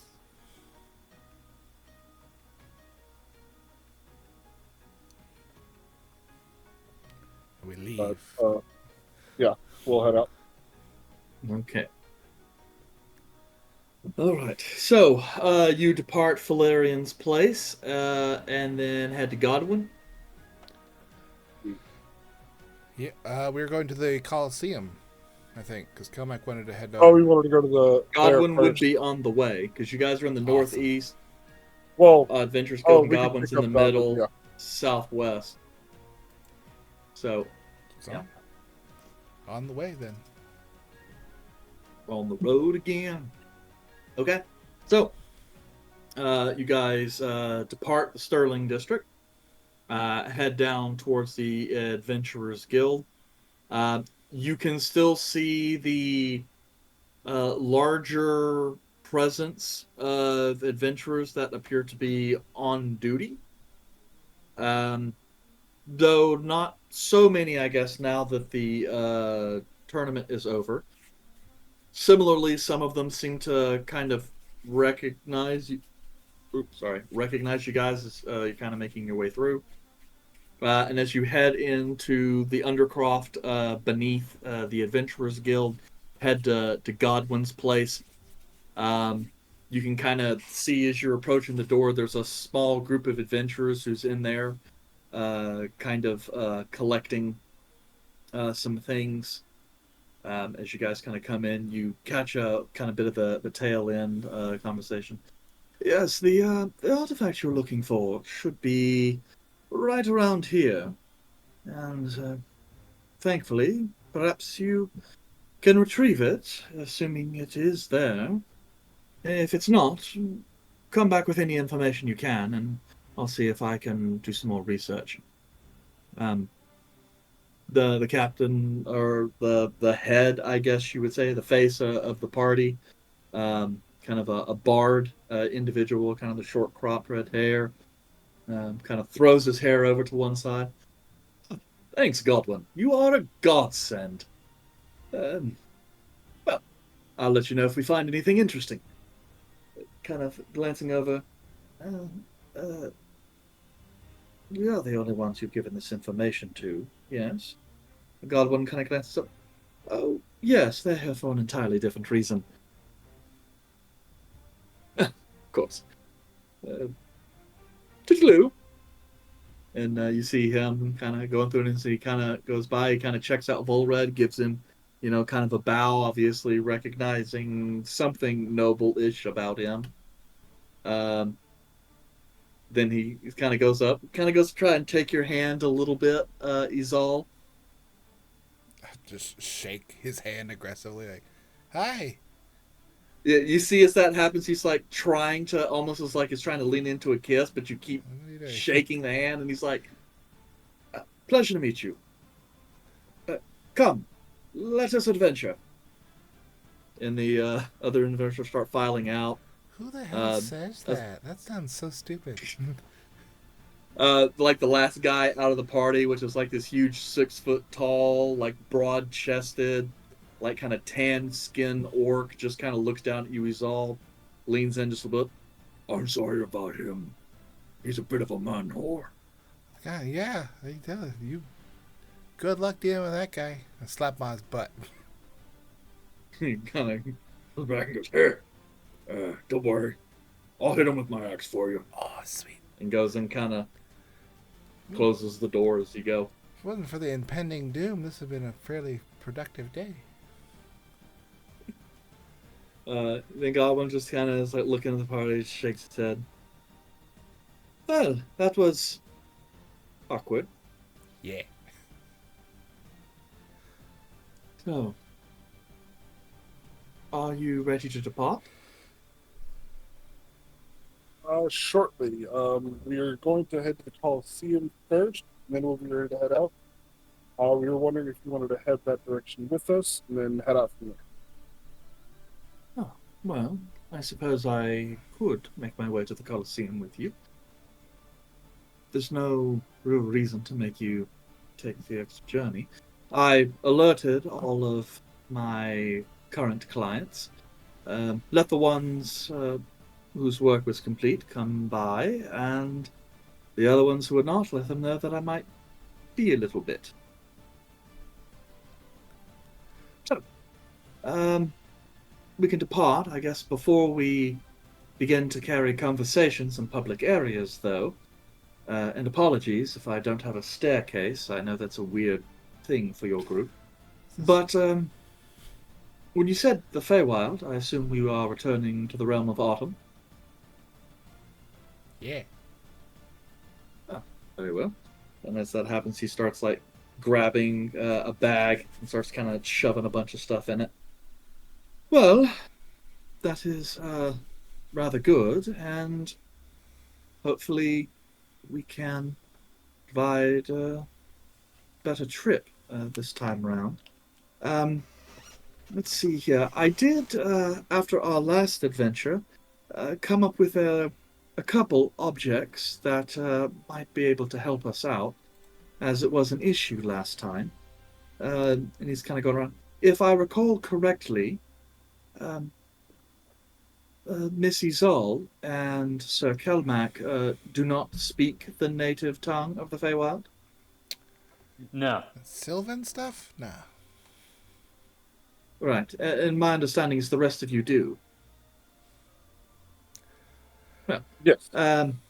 he kind of goes around, pulls out like these two little boxes, kind of opens up, and you see two identical kind of broad banded kind of pewter torque necklaces with kind of sylvan runes on them. He goes, these are some magic items I prepared in case, well, you ever required them. Specifically, they permit whoever wears them to speak the sylvan language. So I thought perhaps this would be an interesting time to try it out, if you were interested. Before they do anything, I look over at Caleb and Volred and talking Sylvan. This is going to take all the fun out of it, isn't it? Unfortunately. Why is that? What's going on I already? I bet you they're talking about us. Son of a bitch. Well, Izal is the same in every language. Well, it was a pleasure talking to you. Wait, you speak Primordial? No, you don't speak Primordial? Do you speak Celestial? I do. Whenever Yandere starts using other languages, Caleb's going to open up his book, flip through, and you'll see magic wash through him. And then he'll start speaking in whatever language he starts speaking. Because now he can comprehend languages. You just and I know Izal speaks Celestial because I've had a conversation with Izal in Celestial. It's all like a lot of low singing, which is pretty much. And so I'll look over at Izal, and then I look back over at Caleb, and I'm just like, in Primordial, I was like, oh, okay, we can still talk. It's like, Of course. That's a gross sounding language. Wonder. A lot of phlegm. It's like growling. Requiem. Kelmac looks God. super confused. Godwin. Godwin. Godwin's Tell me kind of Godwin's confused too. He's like, And he's looking around. I only prepared necklaces that will help you with Sylvan. So, I'm sorry, Kelmac. I like- cannot. don't worry, Kelmac. We can talk to guards and merchants now and do sign language or something. How much do you think it would cost me for you to find a amulet of tongues or something? Why would you? Oh. Why would you need a I- necklace? I- full of I don't- tongues? Possess one. I could craft one, but it would take some time. It's just a necklace of different tongues. I think. Why would you? I Ew. mean, why would you tongues? They're like It's charm. Yeah, and it's also really weird too, because like Izal kind of goes in. She gets like that dual tone thing to her voice, where it's like there's two different voices coming out at the same time. like an Oh, echo, weird. but different languages. Yeah, I like need- two I different need y'all to octaves. speak in common, please. After a while, some of the like merchants were speaking in like common. You just have to. They don't just always do it. So I'm pretty sure most of them would. I had some like that awkward conversation of like no hablo, Silvano. Why are you speaking Goblin? It's the only thing I really learned from Gorbeck. Oh, Oh, Thank you, Godwin, for the I forgot about The- that, honestly. How do you say I don't For the language speak barrier, something in help. French? Because French is Elvish. je ne parle pas. Je ne peux pas. I don't know. Je ne parle pas. Yeah, that's why that language is stupid. just talk like. But you also guys having remember, an French anaphylactic is, episode and your tongue is way too Elvish. big. Yes, which I speak Elvish, which is the closest thing to Sylvan I had. So Sylvan would be like Gaelic, and none of us speak Gaelic, and it is almost as indecipherable. You're only going out on the road and she had to pass through the gate of Mount Adam. What? He has a suit named Adam. That's what I got from that. No. Okay, now I'm sitting here thinking Joe Dirt. Which is a You completely were about to different say home is where you make it. language. Yeah, different language. Which would great. would Now that we've, Orcish be Cajun? Alright, I'm sorry. Alright, Godwin, we'll take these necklaces on a test run. Orcish would be German. Mm.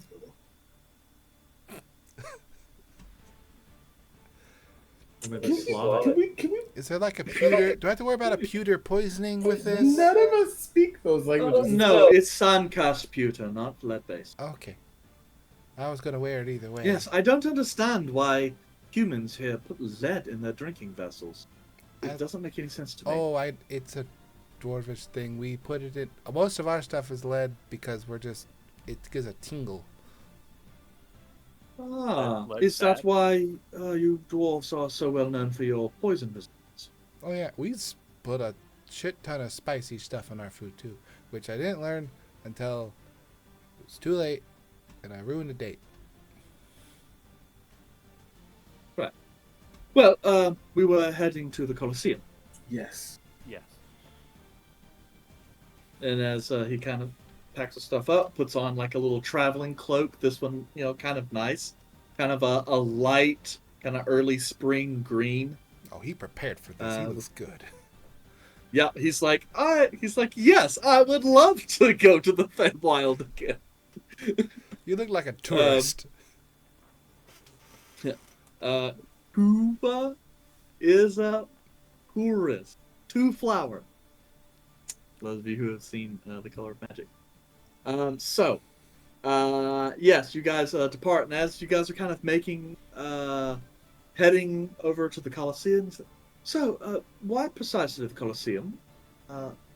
Is there individual you need to meet, or I don't know. Ask Kelmac, the superior torment fighter. Get over it. No, I want to see him fail.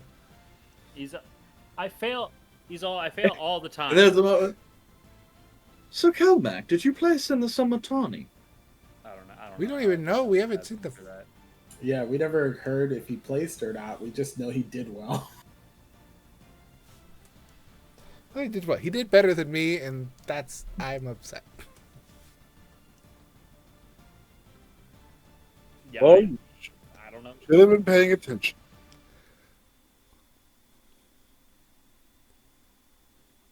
Is that why you want to fight the Shade?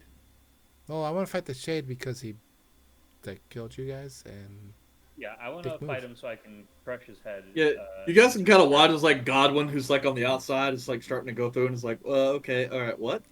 we should have filled Shade him. of Cavail should've after filled him. Volred, it's a thing. Just, you're fine. He doesn't come after us if we're in groups. He's a It's coward. no worse than you being in the Feywild while I'm being hunted, so it's fine. No. So that issue here at the Colosseum the other day. Yes, was the Shade of Cavail. He It was killed us. me and then killed Kelmac, and now Izal is in a big old tiff because she didn't get a chance to fight him. And not only that, Kelmac got revived and then did the tournament and did better than Izal. So Izal is bitter about it and won't let Kelmac live it down, even though we have literally been asking Kelmac to prove himself in fighting for the longest time, and he finally does it, and Izal's being a bitch about it. Mm-hmm. I will say, not only did he do better, he did a lot better. Way better. Like a ton better. 3 times better is a number. Well, Do you want perhaps, my reward or whatever nope. I get if I? perhaps death unlocked some latent talent in him, or I'm just going to circle back around because you all seem to be taking this whole death thing as if it's no big deal. Death is part of the journey. It's fine. Things happen. And Laura's like, yeah, I've died too. I It's found like, resounding clarity in death. Technically, the only person who hasn't died is Azal. So Azal, you should probably drop dead. I've died before. Know yourself. When did you die? It was like when I Not was, like physically, not emotionally. Oh, I'm emotionally very alive though. I was like 10 years old. I fell off a cliff. And you died? I would assume. Is that how you found religion? No, I'm related to a lot of people. So, So am I. like, Yandere, like, leans over and just... It didn't stick very well. I just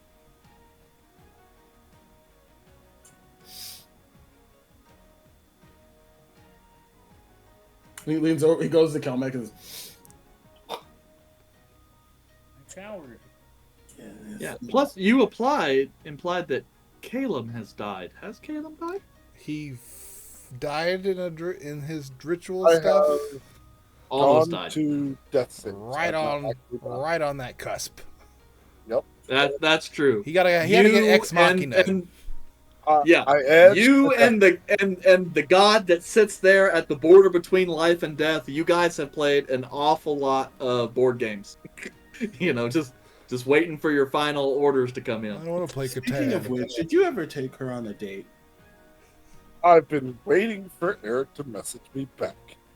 Oh, so you're talking to another god in order to confirm whether or not you're Oh yes. the other god is fine. Sorry, just because I know you specifically said that you did not want to roleplay it.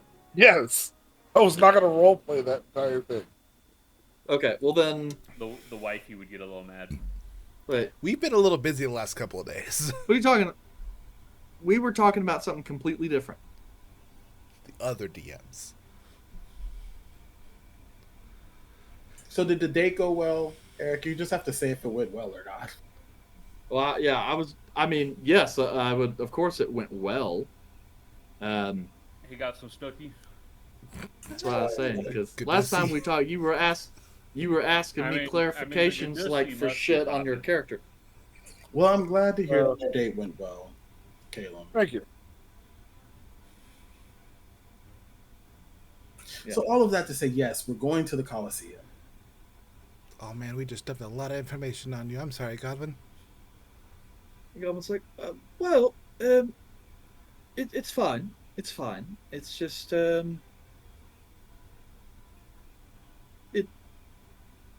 You know, I've if you always pack it known away that adventurers for live very later. different lives.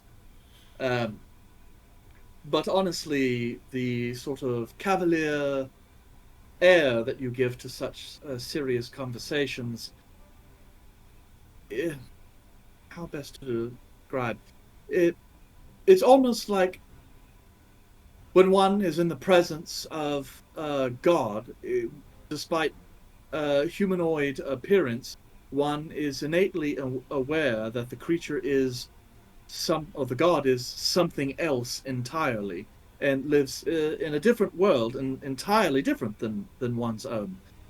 Uh, it feels somewhat similar when I travel with you, uh, though we might technically both reside on the Prime. The world in which you adventurers, at least at your level, uh, wander through, how you navigate the world is so alien to someone like me. Caleb, do you Almost think as if the the rules are different for you. Caleb, do you think we've been desensitized since we've talked to so many gods and stuff like that? Maybe we just kind of like, oh, if we're gonna die, we know where we're going, kind of thing. Is that a thing? I think personally we've met like, what, four? There's 6 at least. I've met three. We're not talking about as the group. I've talked to six. I know that. But as the group, it's been Which four, right? gods have you met? Hunt, dead.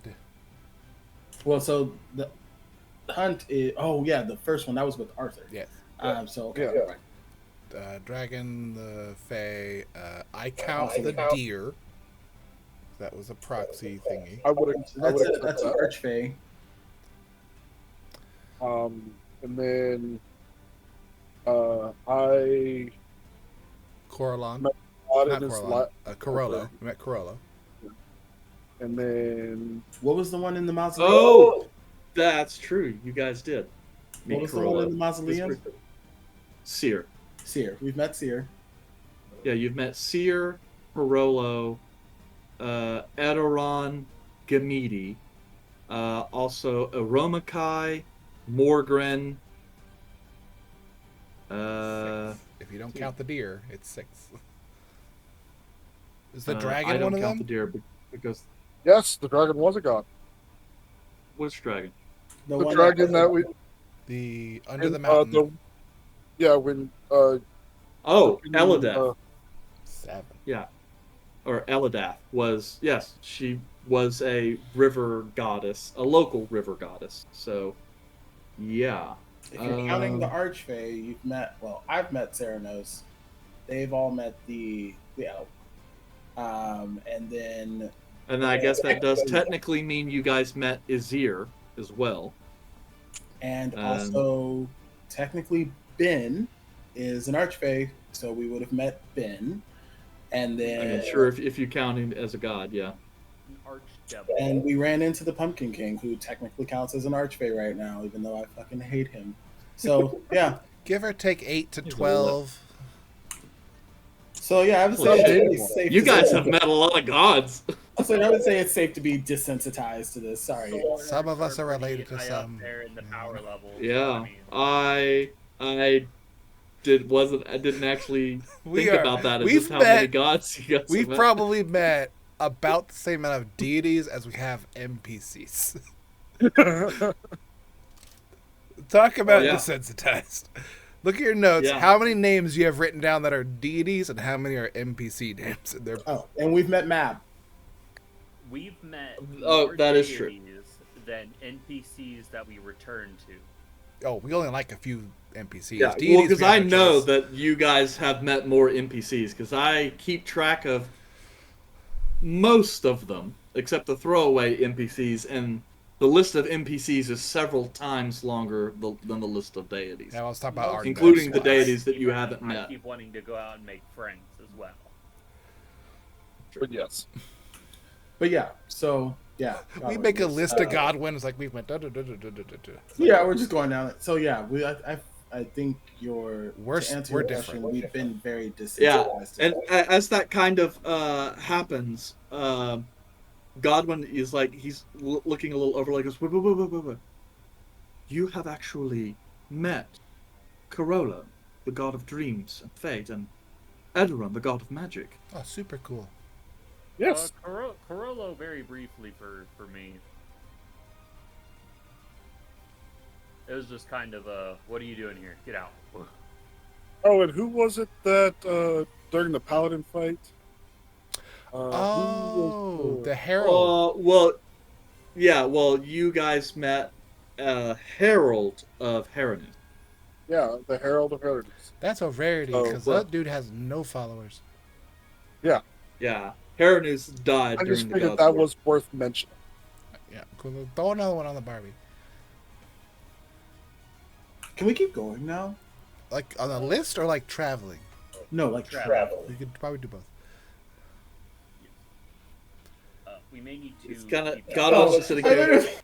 I literally pull out the head of Cerados and like put it on Godwin's lap. Here we I'm like, go. "Here you this is a god of it, archer." While you guys are walking down the street, Yeah, I'm just like handed to him you like this. just pull out the severed head of like a man deer.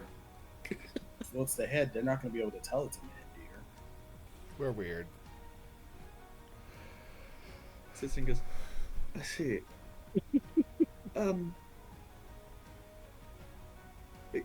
Caleb, I'll just throw this out here. If ever you have an opportunity to introduce your old friend Godwin to Kerolo or Edoran, I would be most interested. Yonder's literally holding the head of a god, and he's just like, He's just like, Not those here, gods. I want a head of a different god. gods.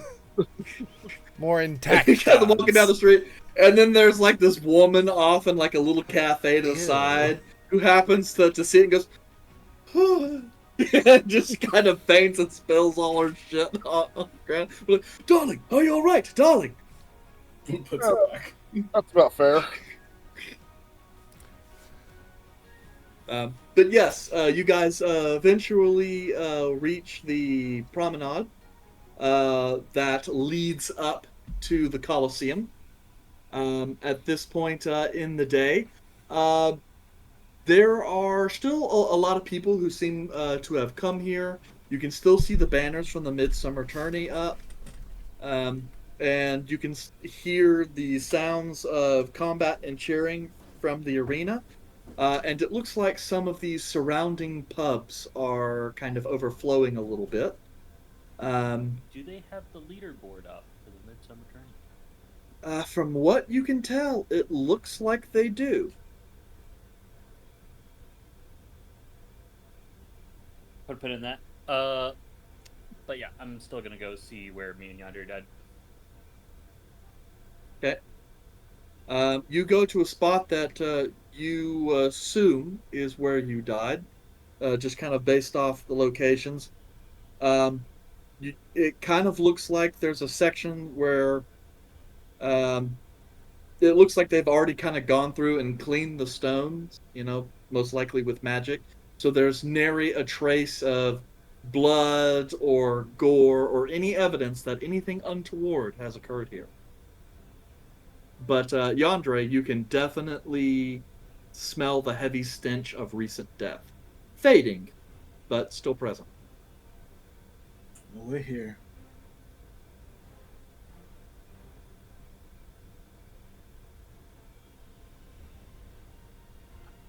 How flashy is this? That's pretty flashy. Yeah. Cast time 1 action. What are you doing?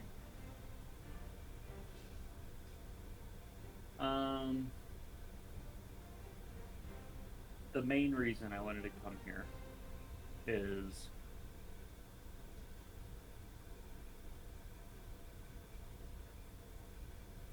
it's a bit of a gamble, but I wanted to see if a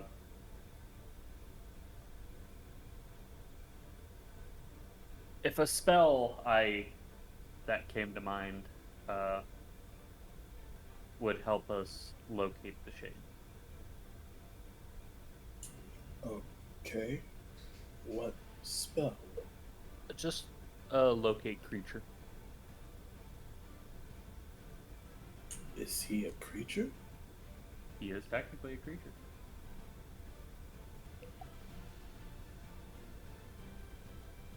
Go for it.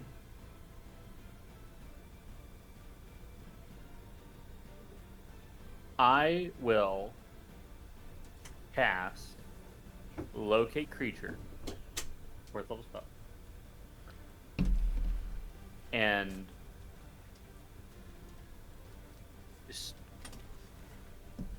I will sense for the Shade of Prevail.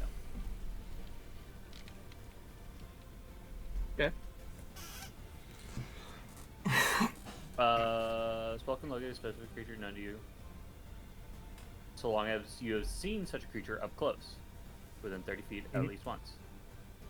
I would say you have. Is within 1,000 feet of me. Yep. Yeah. One thing I will note is first off, if the creature's under the effects of like polymorph or something that would change its form, the spell would fail. And then also, if there's running water at least 10 feet wide, would block that. Which there are a lot of canals here in the city, so that spell would technically only work if he's in the exact same form in the immediate area. But it says blocks a direct path, and I'm pretty sure there are going to be bridges across those canals.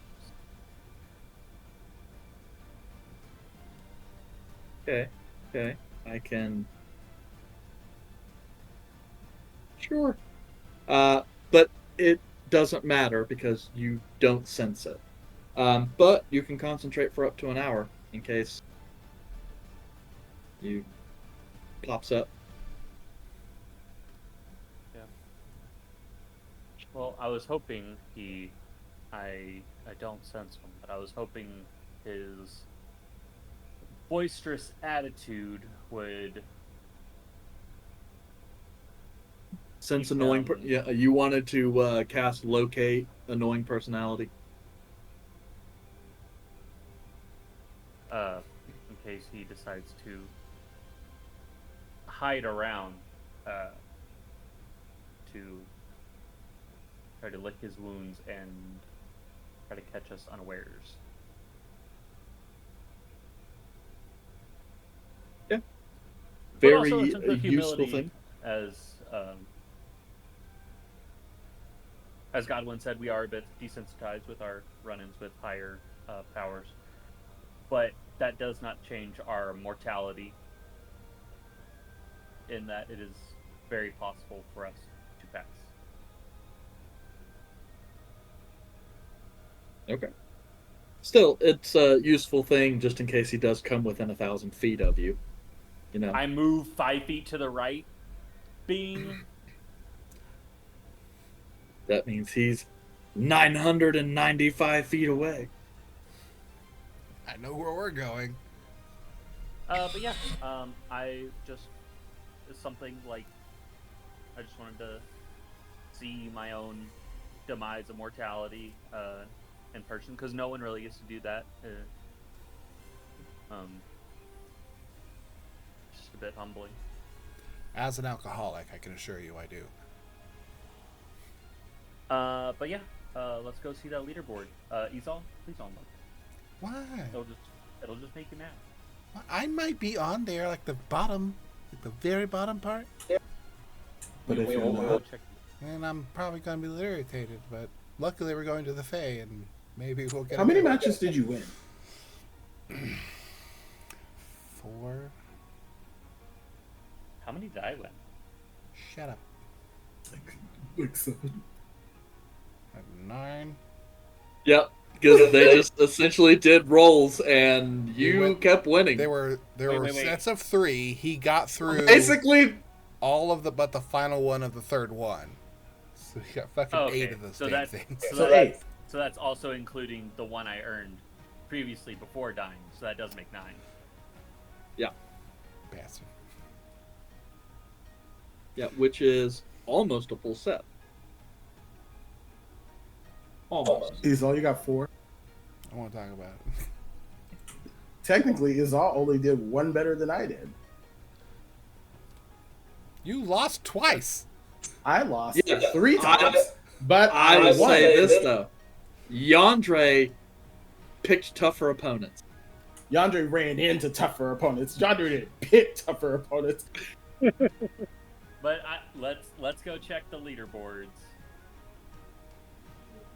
Okay. Let's see who's the real pit fighter, because we all know in a like guts to the floor match, he's all would beat me. We could solve that on stream someday. I'm okay. Until you take levels of barbarian, and then you can kind of match some of the half damages. I get a crit, immediately drop a 4th level smite on her just before the rage pops in, just like I have twice as many hit points as you. a 4th level smite would be. I would love. Okay, I've so seen what your do you think? rolls. We're gonna have these fights. But right now we're not. So let's go to the leaderboard. Okay. So you head to the leaderboard. And as you do, you see this kind of really large, kind of dark wood plaque that's just got tons of like roughly 8.5 by 11 size sheets everywhere. And you see them stamped with different sigils. Taking a look, it almost kind of looks like tiers, like kind of bracket information.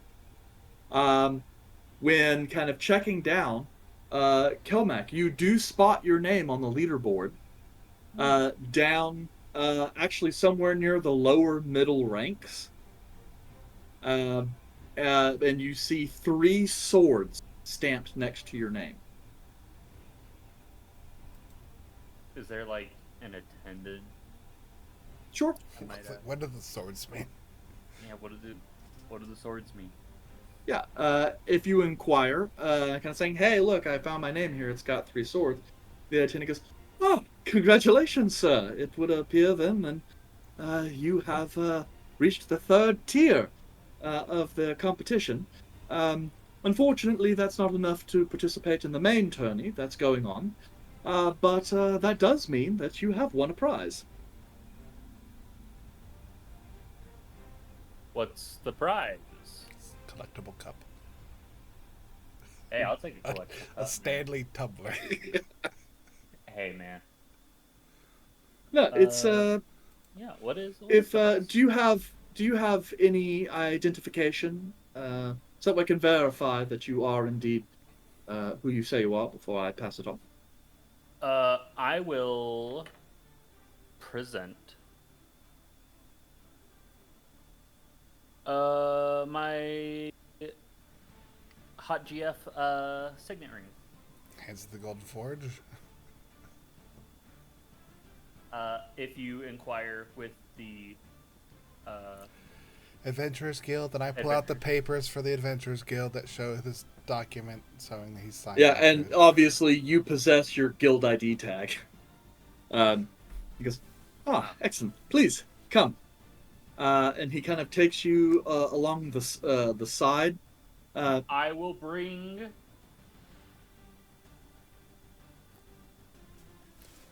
Who's your buddy? Does anyone want to volunteer? I was gonna say Volred, but he probably wouldn't want to come. All right, I will bring these all with Vorid me. always wants to come. Buddy system. So no, Izal, you will stay.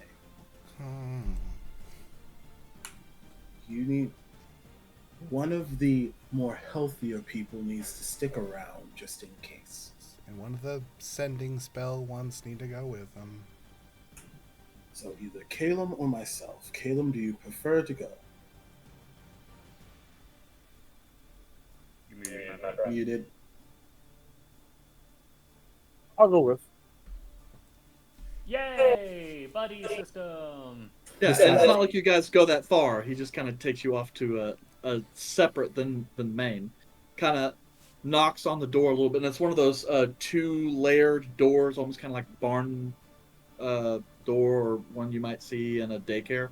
The top opens up, and this other tenant goes, "Yes," and after a short kind of conversation back and forth, the man departs and then returns with kind of a small wooden case, um, kind of roughly the size of like an envelope, maybe like an inch and a half thick. And you can see kind of carved in to the front is kind of the sigil of the arena, as well as some markings to indicate the specific tourney. And then he kind of nice. hands that off to you and goes, "Congratulations." Thank you. Does it open, or is it just a commemorative plaque? No, it's like a long, thin kind of jewelry box almost in size, you guess. When you kind of flip it open, you see this kind of velvet interior, and recessed in, you see like a gold kind of brooch pin, almost kind of like a lapel pin, um, that commemorates. You also see kind of a thin kind of dagger. It's kind of lithe, and the blade Like a with the stiletto? pin, a little longer than a stiletto. Not the kind of knife you would probably really want to use in combat per se, but it could be used as like a letter opener or if you really needed to. The most important part is you can tell that it appears to be coated in silver and Oh, seems these are really nice. The attendant goes, "Yes, they were commissioned for a master craftsman here in the city. Um, the edge is quite sharp. It's not magical, but it is more durable than it looks."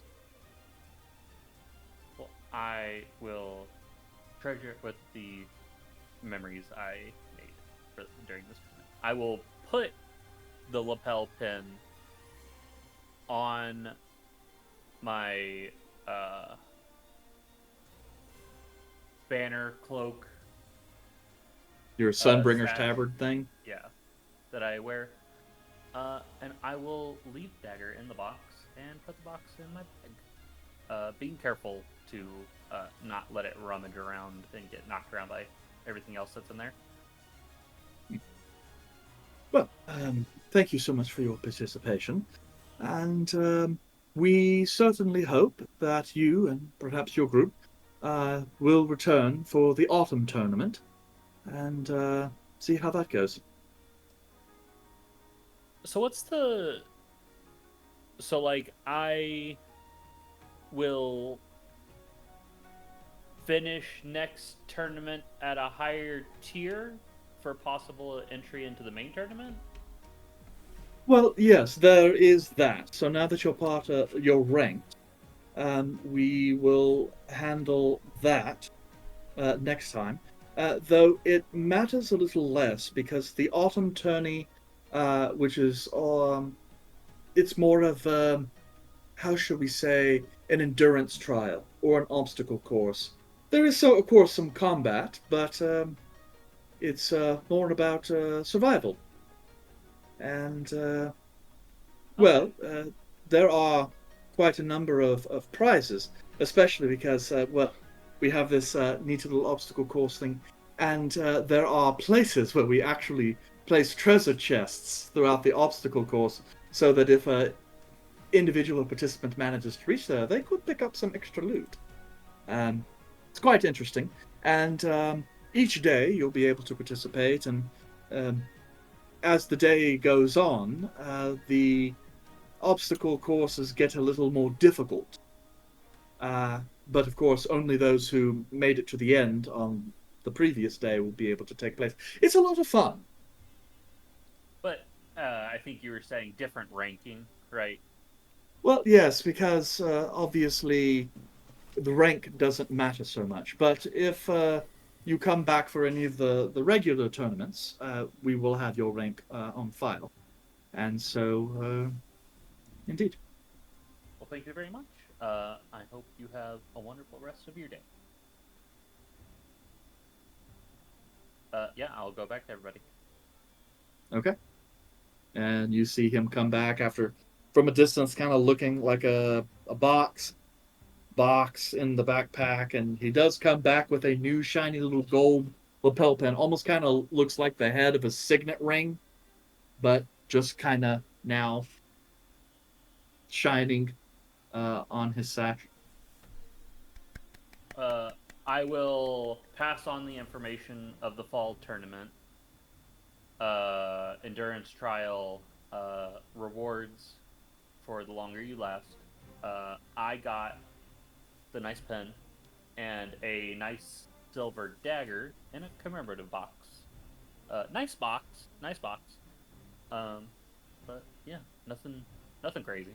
Oh, and I guess next Midsummer's tourney, I have qualified for a higher ranking.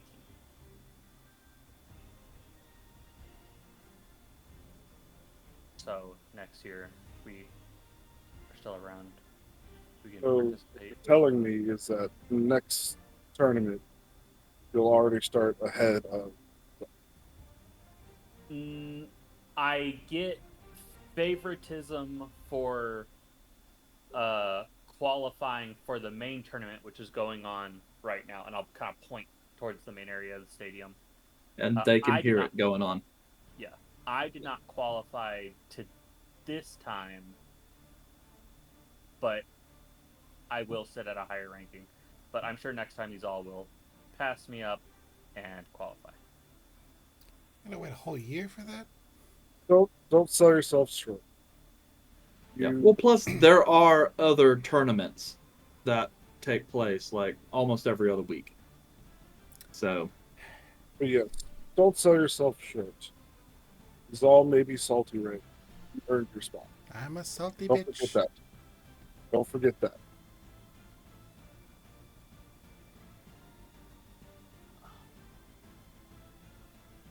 And then I'm going You to. are muted. I'm muted? No, Aaron. No, But he knows he's muted. Oh, gotcha. He's ripping a loud fart right now. No, he's okay. There we go. Okay, he's like my because he's mic got. just like stops reading. Yeah, is it built into your headset? No, I have the Yeti Blue. Okay, well, that's weird.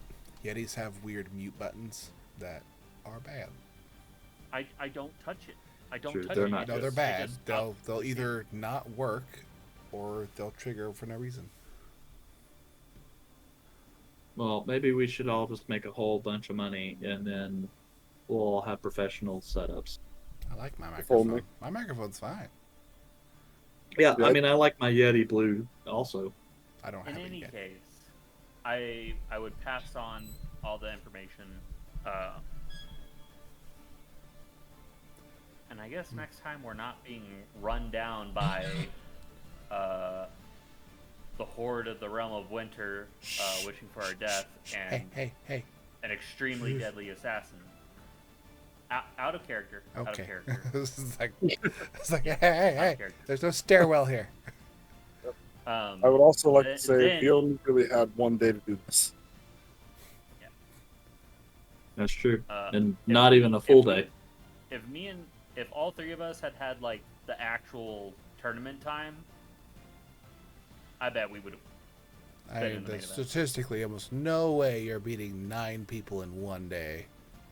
Oh yeah. Unless they were the buttheads that try to pick a fight with you. They all pick a fight with the big shiny guy with the big shiny sword because they're like, he just bought that. You picked off the final stragglers. I'm gonna find the person who beat me, and I'm gonna. Little do we know, Drink he them actually under went the to a table. free for all, and Oh my god! the winner of the free for all actually got It all was the, a bingo tournament. Next year, the guy I beat first before I got absolutely murdered. Like went out, trained, adventured, fucking. That veteran was not going to train more. He ain't getting stronger. He could believe in him. But yes, since we got that, we're going to look over at Telmac. Is there anything else that you wanted to take care of while we were here, or are we good to go? That was it. Eric, how badly did I place? How far down the rabbit hole? I mean, I'm just in the pretty others. close to the bottom. Just in the others group. I was like, Yeah, like they didn't even bother wasting the parchment for you. They put number blank through blank. Oh, that's me. Nope. It's just like you get a sense that like there were people above you who knew how to game the system, and I'm looking at Kelmac. even they did it poorly. And there were cheaters who did better than me, and not by much. Like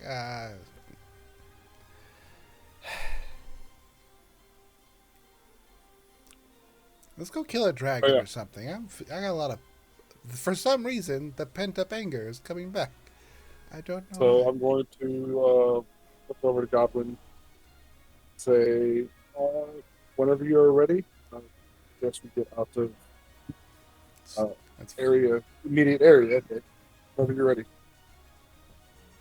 Very well. Is there a particular place in the Feywild I am to take us? Oh, great. Over to Yandere. Yandere's not here.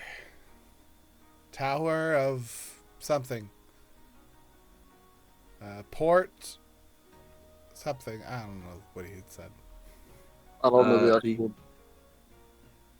So the only place that I get, the closest place that your party would know anything about, would be Amberwatch.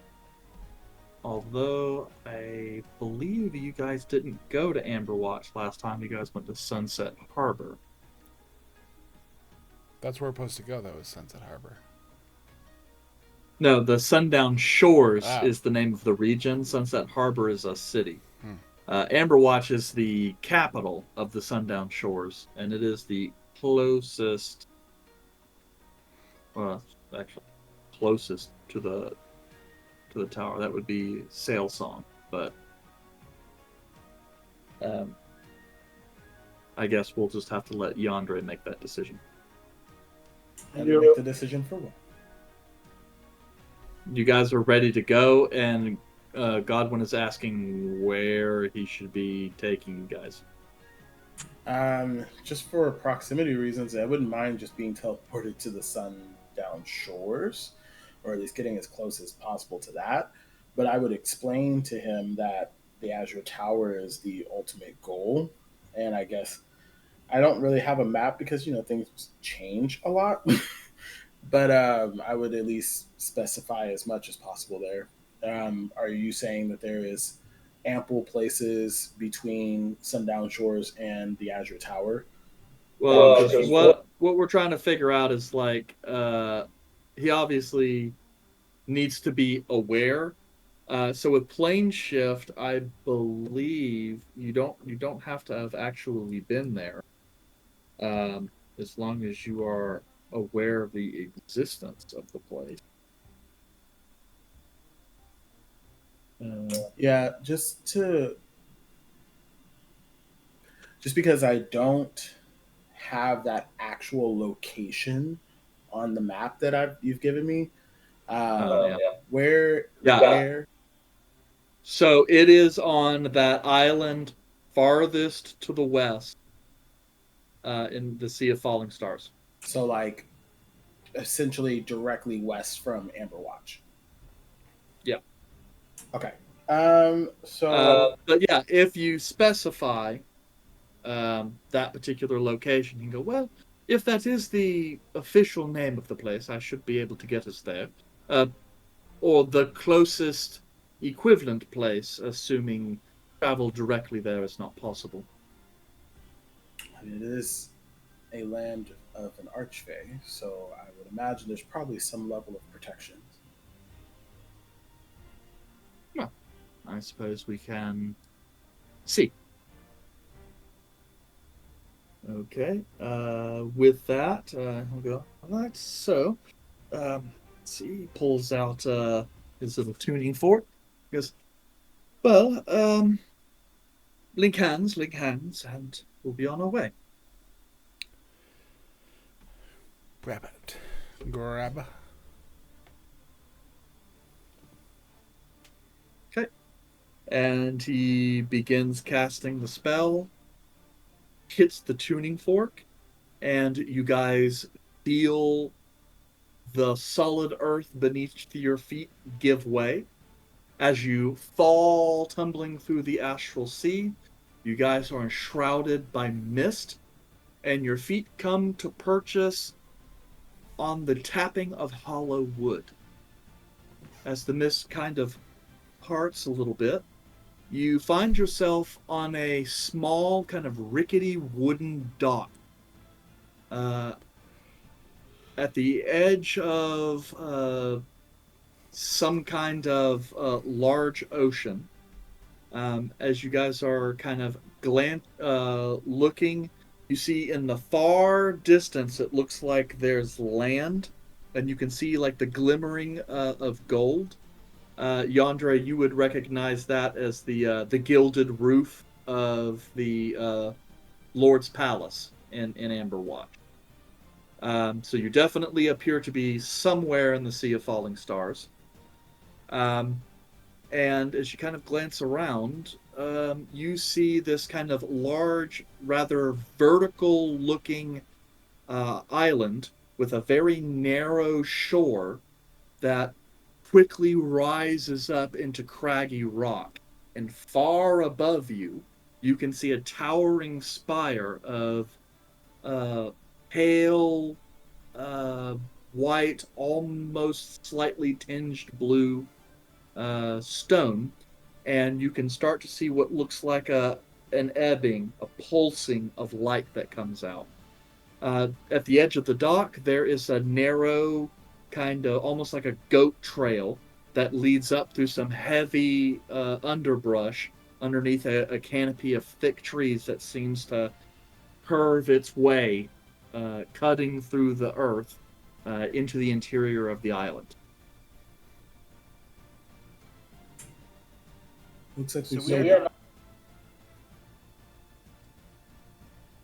it. Were you asking a question in character, or were you about to ask the DM a question? I was gonna ask the DM a thing. Go for it. So we're not on the island, right? We're at the dock that faces the island. Now, it looks like you got, as far as you can tell, you are on a dock that exists on the island. But you guys landed at the dock and not up at the lighthouse. Okay. Looks like we've made it.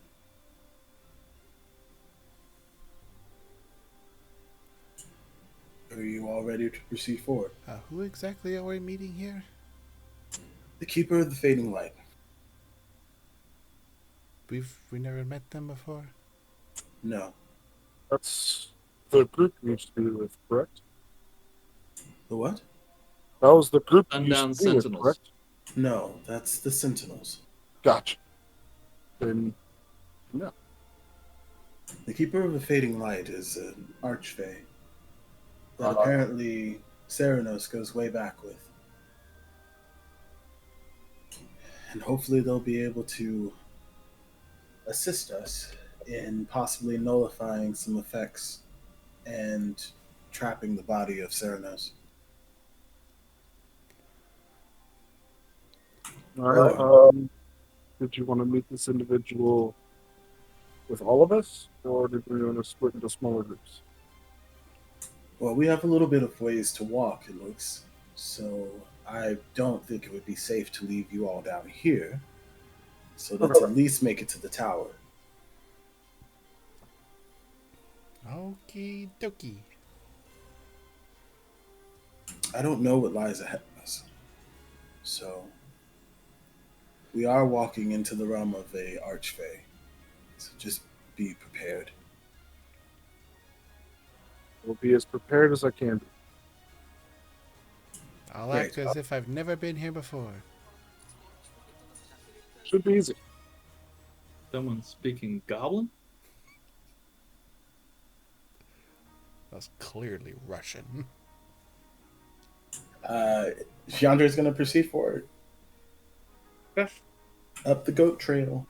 Yep. As you are consumed by the twilight of this forest, these kind of short, kind of scraggly trees, you're guessing probably no more than 15 or 20 feet tall, and yet the canopy is dense. Only the occasional shaft of sunlight makes its way through. So everything is bathed in this kind of dim twilight. But you guys kind of meander along the goat trail. You pass over a stream, and the goat trail before you starts to pick up additional kind of paving stones, as if it was, once paved, at least with cobble. As you continue on, you start to see out in the distance these lights that fade into existence and then fade out, and then seem to fade into existence and fade out, like fireflies, but with pale blue moonlight in color and much larger, about the size of a softball. As you continue, these lights start to come a little bit closer to you, but stay at the periphery. Yandre, with your perception, you can hear as the wind blows what sounds like laughter and like children giggling, though very faint.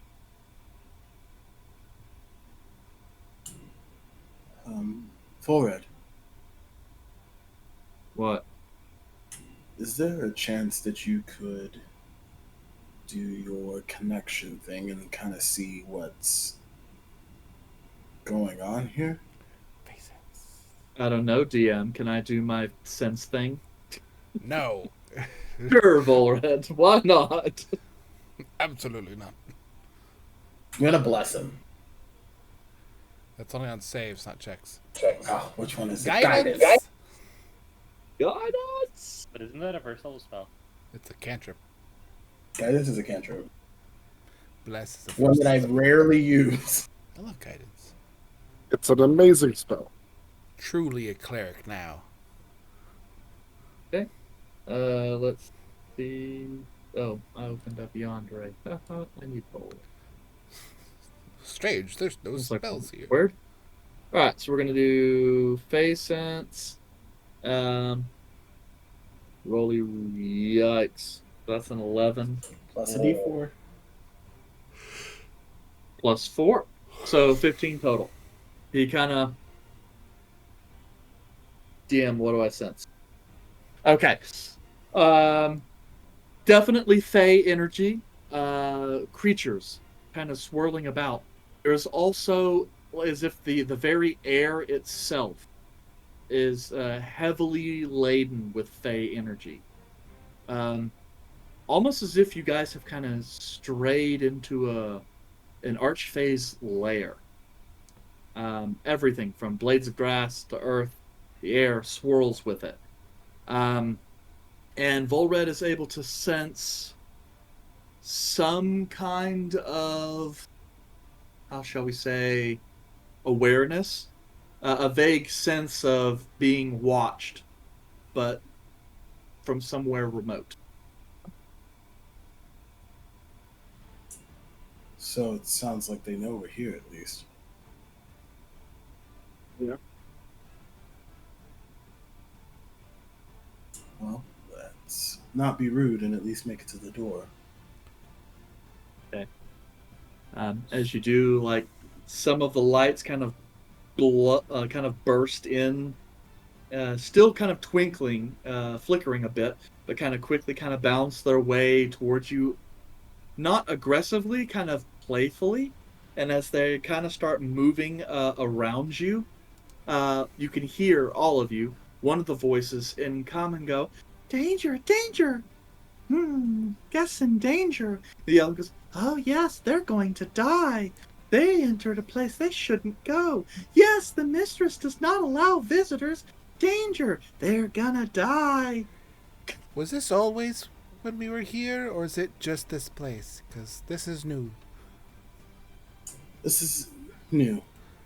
Um, Okay. can you tell the Keeper of the Fading Light that we were sent by a friend of hers? The lights kind of bounce around. The mistress may see you. Yes, the mistress may see you. Can't help you, though. Can't help you, 'cause you're in danger, danger. Maybe you could see her. If you could make it through the fog. No, they're gonna die. Fallen splat. I'm gonna look over at Zal. I don't know if I. Hey, Caleb, do you have that one spell you used whenever Gorbek was being an idiot? Which spell in particular? The slow folly one? Oh, yes, I do. I have never taken it off my spell. Great, because they said fallen splat, and I'm not a big fan of that option.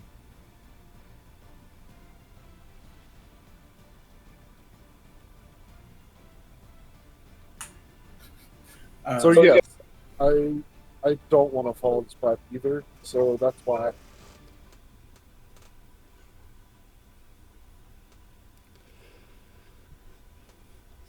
Just keep going, I guess. Fallen Yeah, it's splat. just watch So where yeah, you're as stepping. that happens, the lights are kind of going around and go, it was nice to meet you. Yes, nice to meet you. Never have visitors. Oh, they don't stay long. Fallen splat. Okay, was nice knowing you. Goodbye. And then the lights kind of Bye. fade off. I don't like it here. I don't like it either.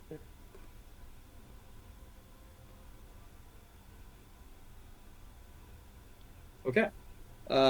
From this point on, the path starts to get really overgrown, so you guys have to kind of start moving closer to single file. You're holding hands. What is your marching order? It will be Yandere out front.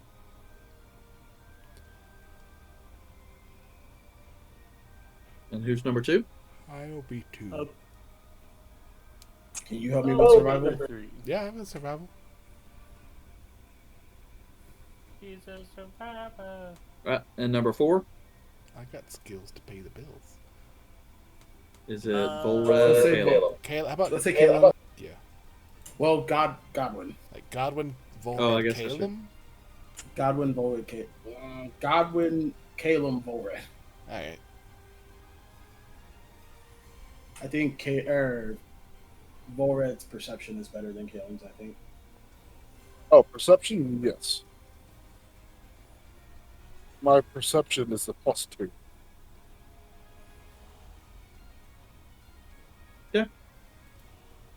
So let's see here. Just make sure I'm looking at this correctly. All right. So you guys go to make your way through, and let me see.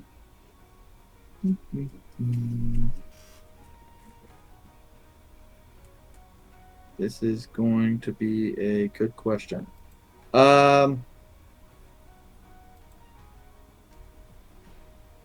Izal, Okay.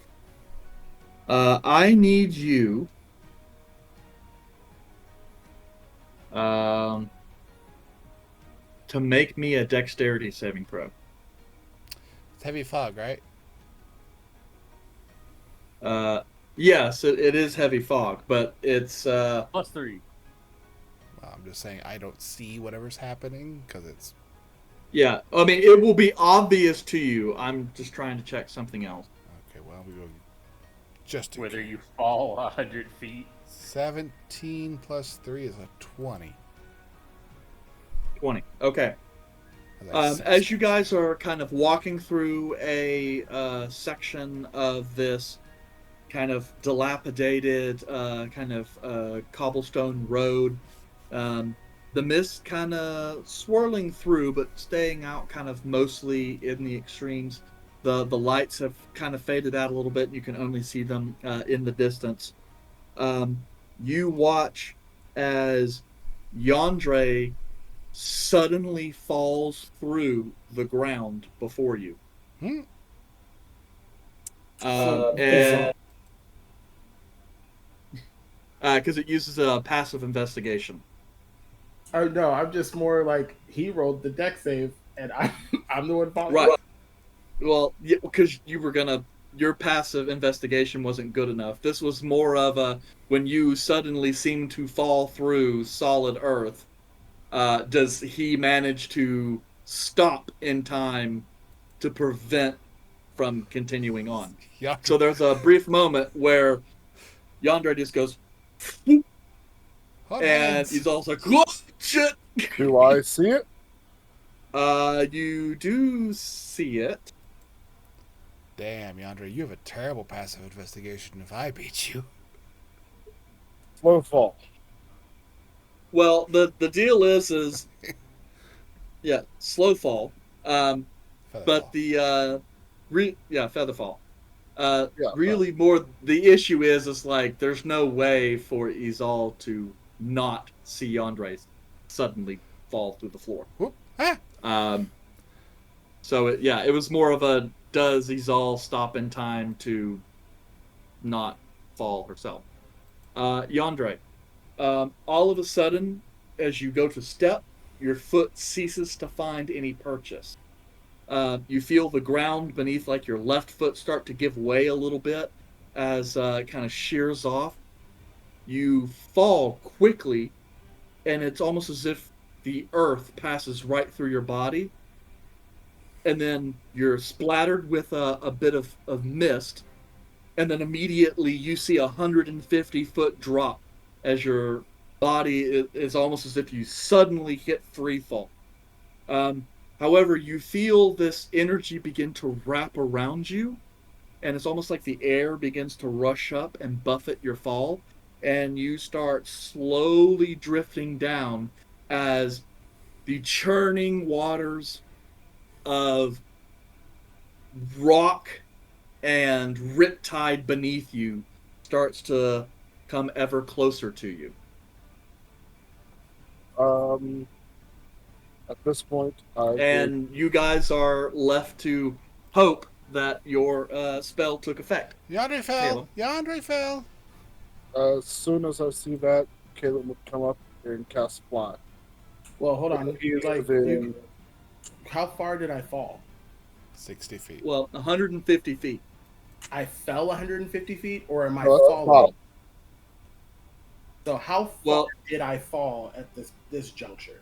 Because he used slow fall, so I need to know how far I was falling. Or I have fallen. Featherfall is 60 Well- feet. Makes you fall That's 60 what- feet. Yeah, that's not what I'm asking. I need to know how far I have fallen at this point for me to get a reaction. Um,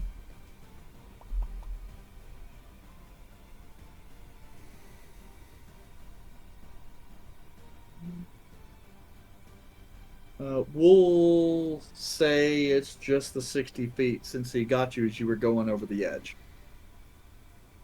Okay. So, But, I mean, you'll fall 60 feet per round. yeah. Even with slow fall or feather fall? That's what Featherfall does. It slows Okay, your sure. descent to 60 feet per round, which Okay. is not lethal, by the way. I mean, falling on the tip, landing on the tip of a spike would probably not be good, but so if in lieu of that, hearing that we were gonna like fall and all this other good crap, I would like to face step. It's only 30 feet, but it'll get me back in the general direction of where I was. okay.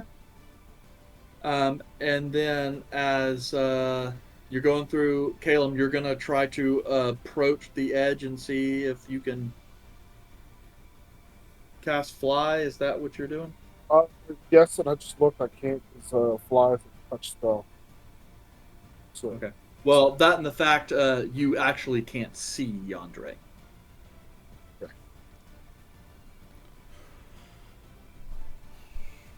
And then, so is this a cliff or is this something that is A hole in like the just floor. a sheer drop? Yeah, so what it looks like is a narrow section of ocean that spans a chasm with the ocean beneath. And as you kind of look up, it looks like at one point in time there was a bridge that spanned that chasm, but a long time ago that bridge fell into the waters beneath you. So at this point, it's a like a sheer cliff, but there is on about, I would say, 20 feet beyond, it goes back up uh, to another part of the island.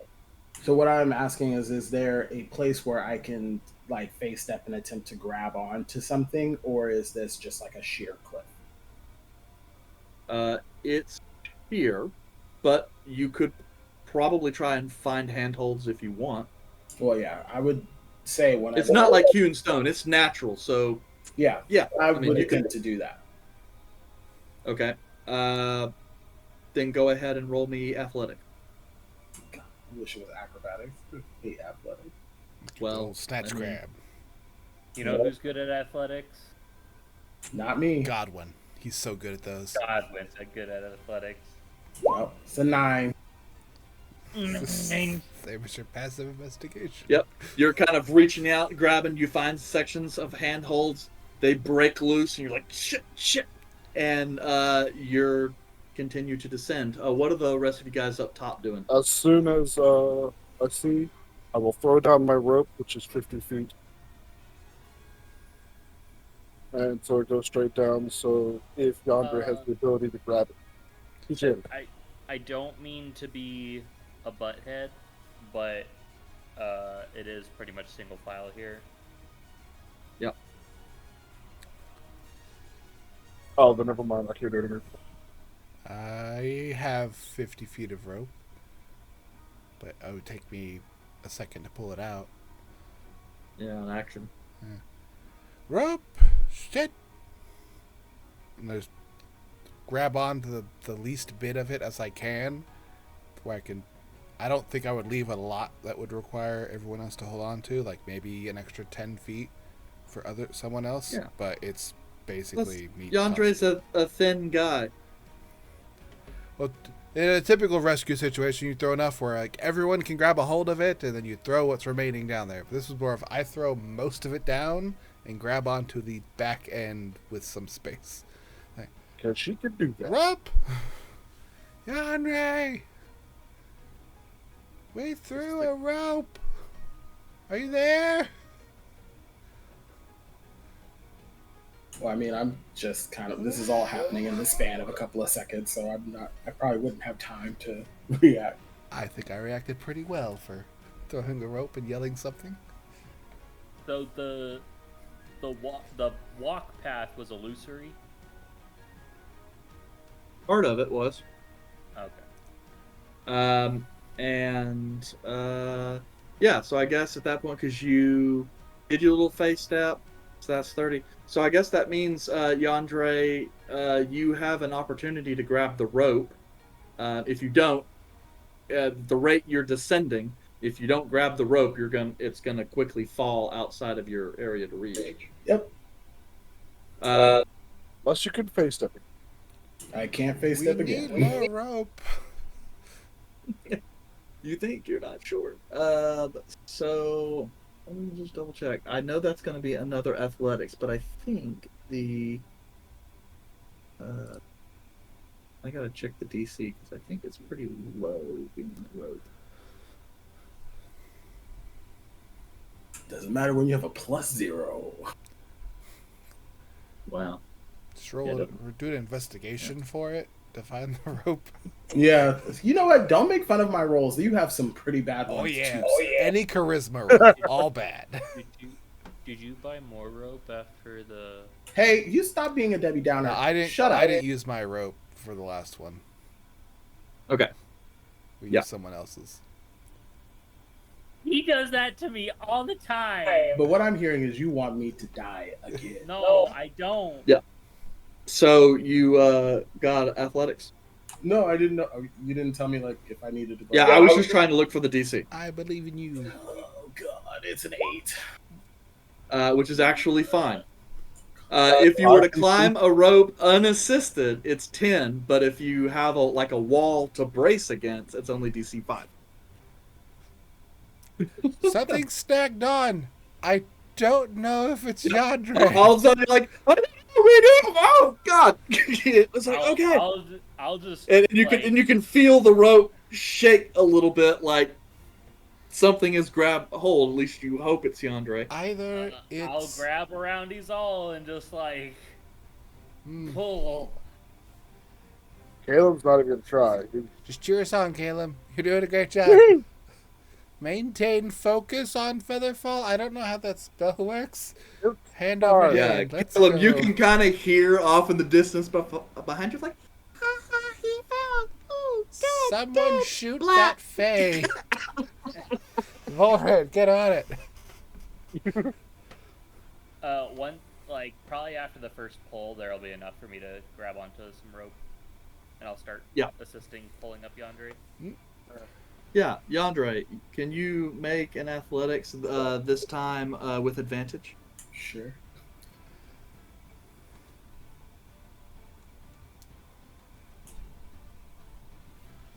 That one. Don't say that. Why would you do that to The me? evil into the world. It's an 18. Ooh. Okay. Yep. You're climbing, and then Izal or Kalmak, would you guys also make an athletics? One of you at advantage. I think your athletics is better. Plus 10. Plus 9. Me. Oh damn. Dirty 20. Okay. Yeah, you guys, without too much more effort, Yandere, you see like you're starting to come up through the mist, and then you're kind of like reaching out, and then your hand meets Izal's, and you guys kind of do this kind of awkward fumbling of pulling you back over the edge. You're about a head too and heavy. And as Yandere, you kind of glance back, you can see like part of your foot is still dangling over the edge, and it looks as if it's partially buried. The ground is unmoved. Yandere just kind of gets up and goes, let's not do that again. With noticing that there is no illusions, Caleb will now try and spot illusions to try and negate. What'd you say? Okay. He's gonna try and inspect and see if he can see through the illusions. That's an investigation check. Which I am decent at.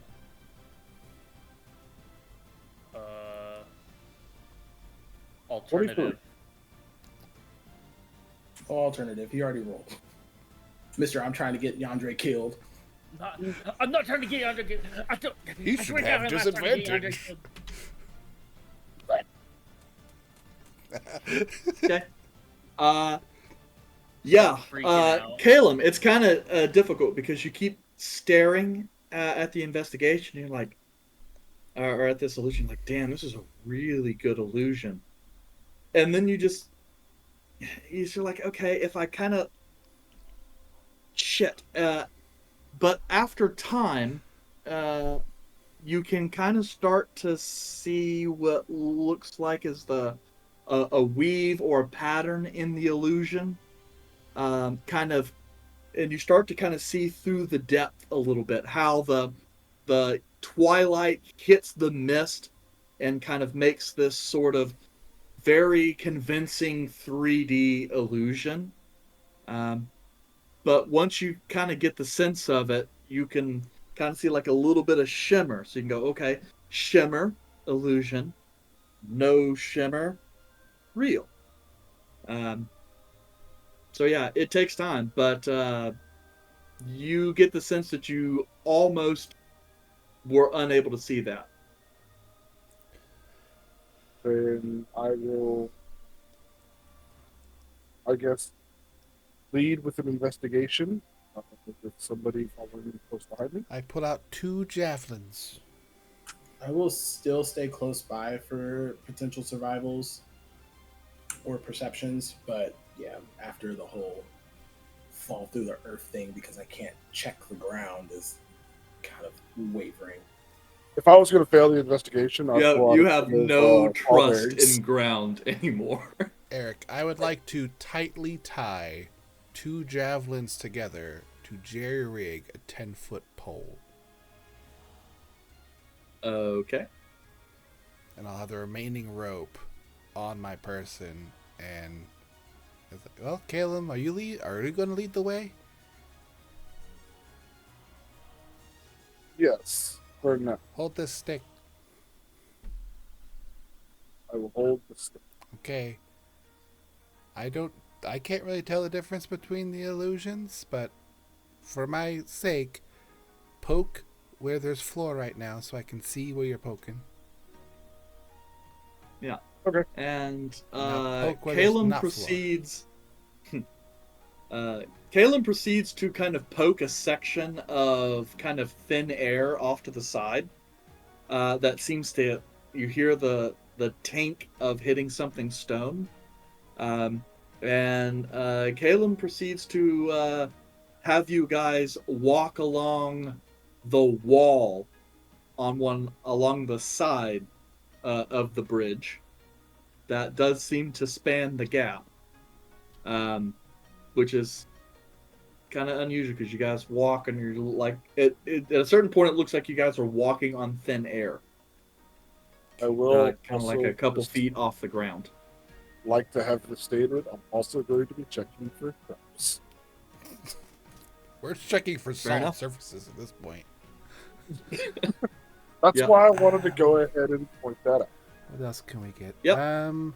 I will also pull out a couple of flasks out of my bag of colding and pour with my alchemy jug. I will click the button, shake it a little bit, and create water, and pour water into the flask. Like, all right, another trick. Splash the water, listen for sound. If it hits solid surface, it hits the solid surface. If not, it falls through. Like, we're checking all kinds of shit here, people. Yep. And after several mentally exhausting minutes of making slow progress across this bridge, you all manage to find purchase on ground on the other side.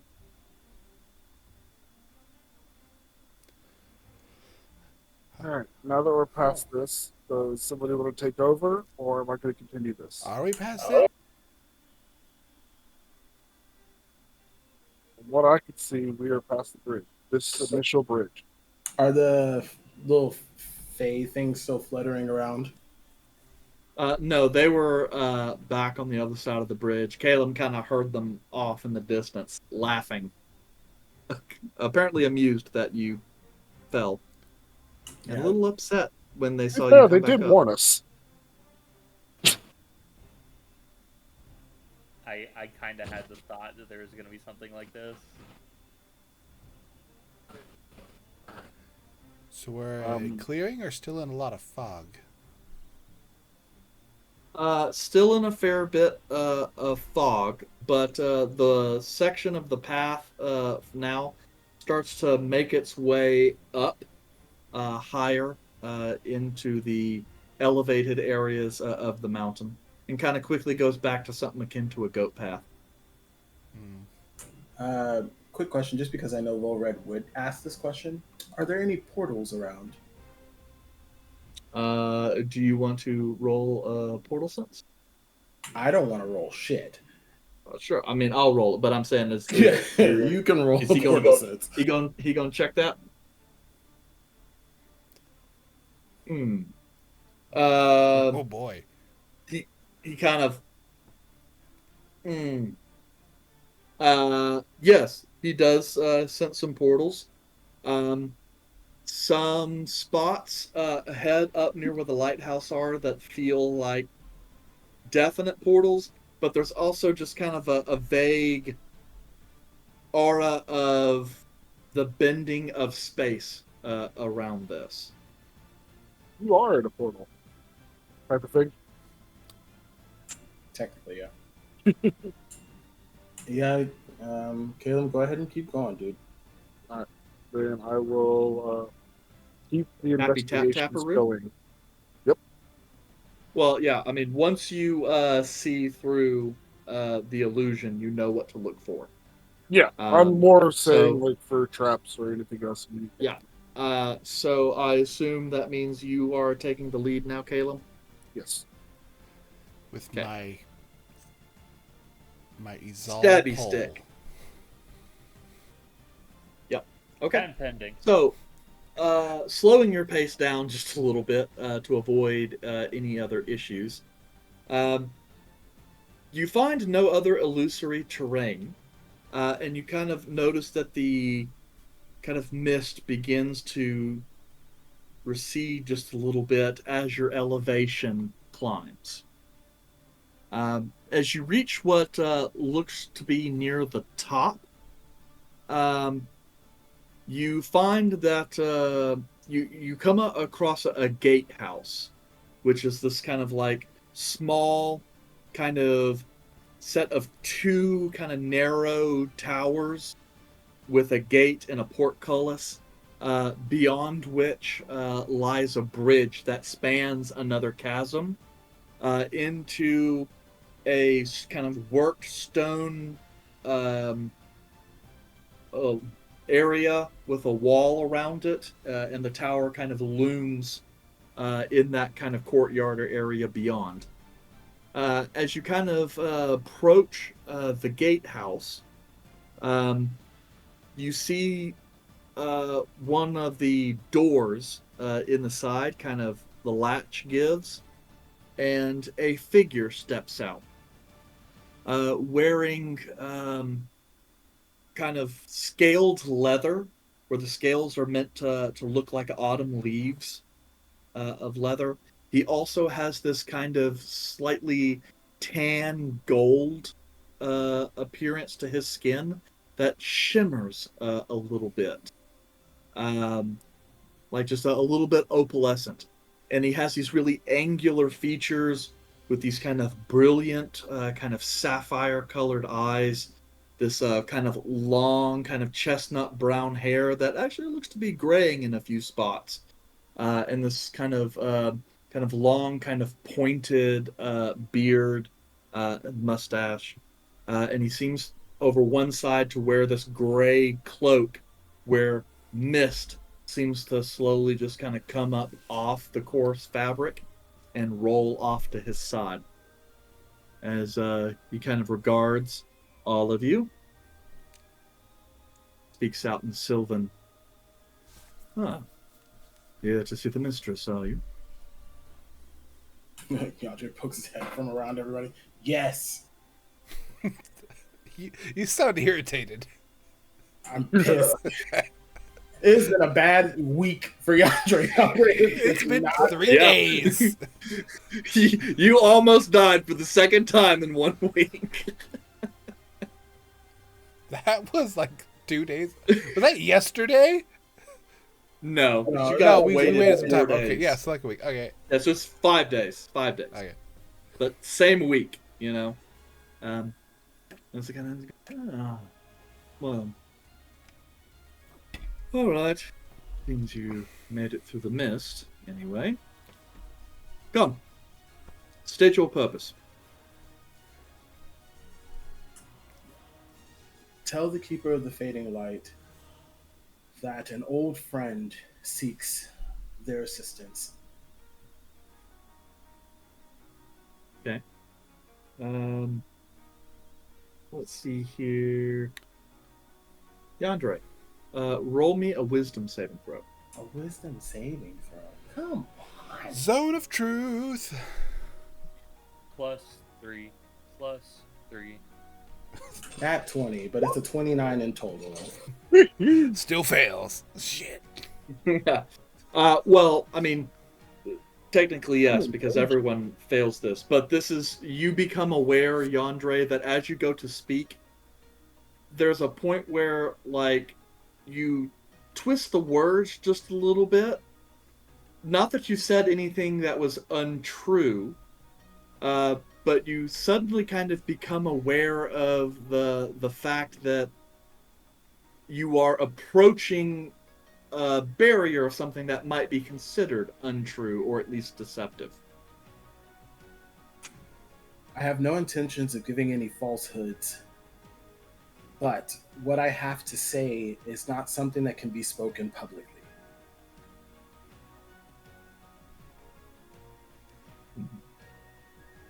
Roll me a persuasion check. With advantage because he's sexy. God. No, it's a 3.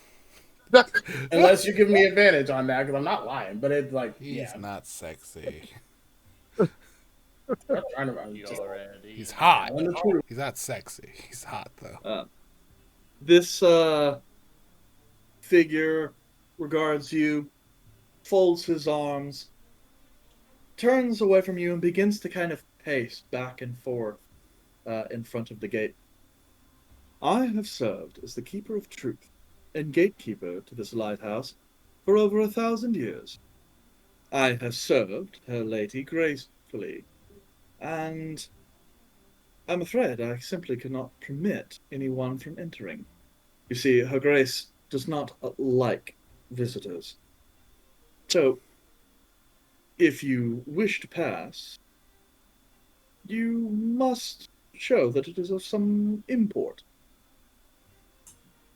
Fine. There are no illusionary traps between here and the gate, correct? Kind of chuckles a little bit. No, this gate is entirely true, devoid of any falseness or delusion. You said the gate. I said between where I am standing and the gate. I understand. You have my word that, and he points down to a place like 60 feet behind you guys to a rock. From there to the other side of the gate, or the other side of the bridge, there are no illusions. This place is mine, and I deal only in truth, no falsehood. Yandere will like skirt around the other two that were in front and walk up to the gate. I'm going to reach into my pouch.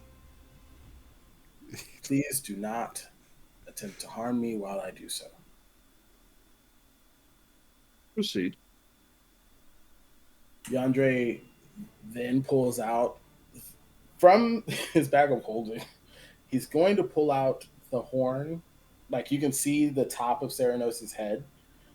And he doesn't do the whole thing because he's still nervous about like the whole pocket dimension and being in the fake court. Like I Yeah, don't want to he's say like, see what I got here? See what I got here? Got a little horn for you. I have an old friend of the Keeper of the Fading Light, and I need assistance from them. He kind of looks you up and down, these eyes kind of searching you very intently. Very well. You may pass. And he snaps his fingers and the portcullis starts to raise.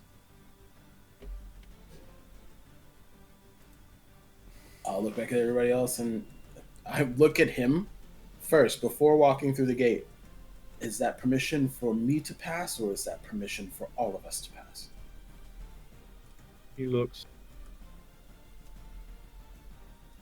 You swear to the dying light that they mean no harm, and will take or touch nothing they are not meant to. At that moment, I look back at Godwin. I'm just like, Godwin's like, oh, I didn't know we were coming to see an archfey at this particular moment. So yes, best behavior. Understood. You take nothing. I certainly would not wish to piss off an archfey. Now look over at Volred. You take nothing. Fine. Calum, no books. Can I read them? No, You said didn't take. Caleb. Said take or touch anything Oh. you are not meant to. Did someone read it to him? Is all. No weapons. I mean, okay. Calmac, do you really want to gamble with our fates? Oh shit. Answer. Very loaded, Yandere. No, I don't. I swear they mean no harm, and they will take or touch nothing. Very well. And then you see him kind of reach inside his like doublet, jacket, and pull out a silver coin and go to hand it over to you. Then I recommend you keep this on your person. It will let the other denizens of the tower know that you are not to be accosted. I raise my hand. I take the coin, but then I look back at us all. Holding the coin out because if we're about to break any promises, I'm just gonna give the coin back. We can just turn back around. I will make sure we're allowed to touch the floor, right?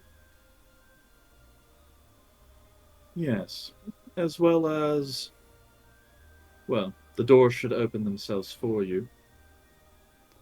Okay, I was making sure. I didn't want to get caught in something like, you did great except for this, and then we're fucked. Understood. Also, on the other side of the bridge lies the Garden of Twilight. There is a dryad there. She will most likely try to pull you into conversation. I recommend you move past her as quickly as you can.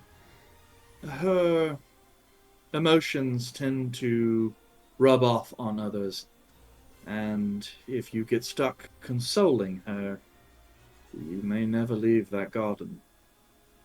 So, do we talk to her at all or avoid any conversation? I would pretend as though you do not see or hear or recognize her presence in any way. Understood. The look of anguish on Kelmac, just like, Must console Dryad. Take the coin, and I'm just gonna hold it at this point. I'm not even putting it up because I don't know how far before we start getting accosted by denizens. So The name of this episode is Yandere Deals with the Party Shit. Yandere is tired of everybody's shit. Look, I want to Kelmac talk to is them. a well-behaved house cat. I like to talk to people.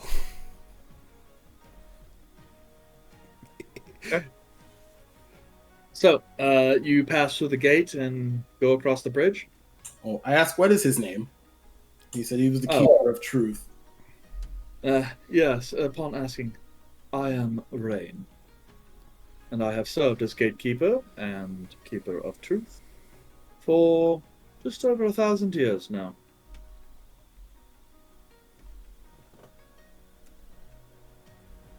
Thank you.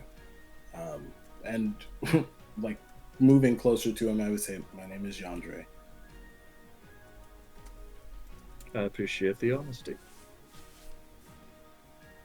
I don't feel like I have a choice. You don't. Or at least, if you're going to give me a name, you must give me a true one. Understood. All right, we'll proceed forward. Good luck. We're going to need it. They seem nice. Yes, I imagine you will. And then as you guys kind of go through the portcullis,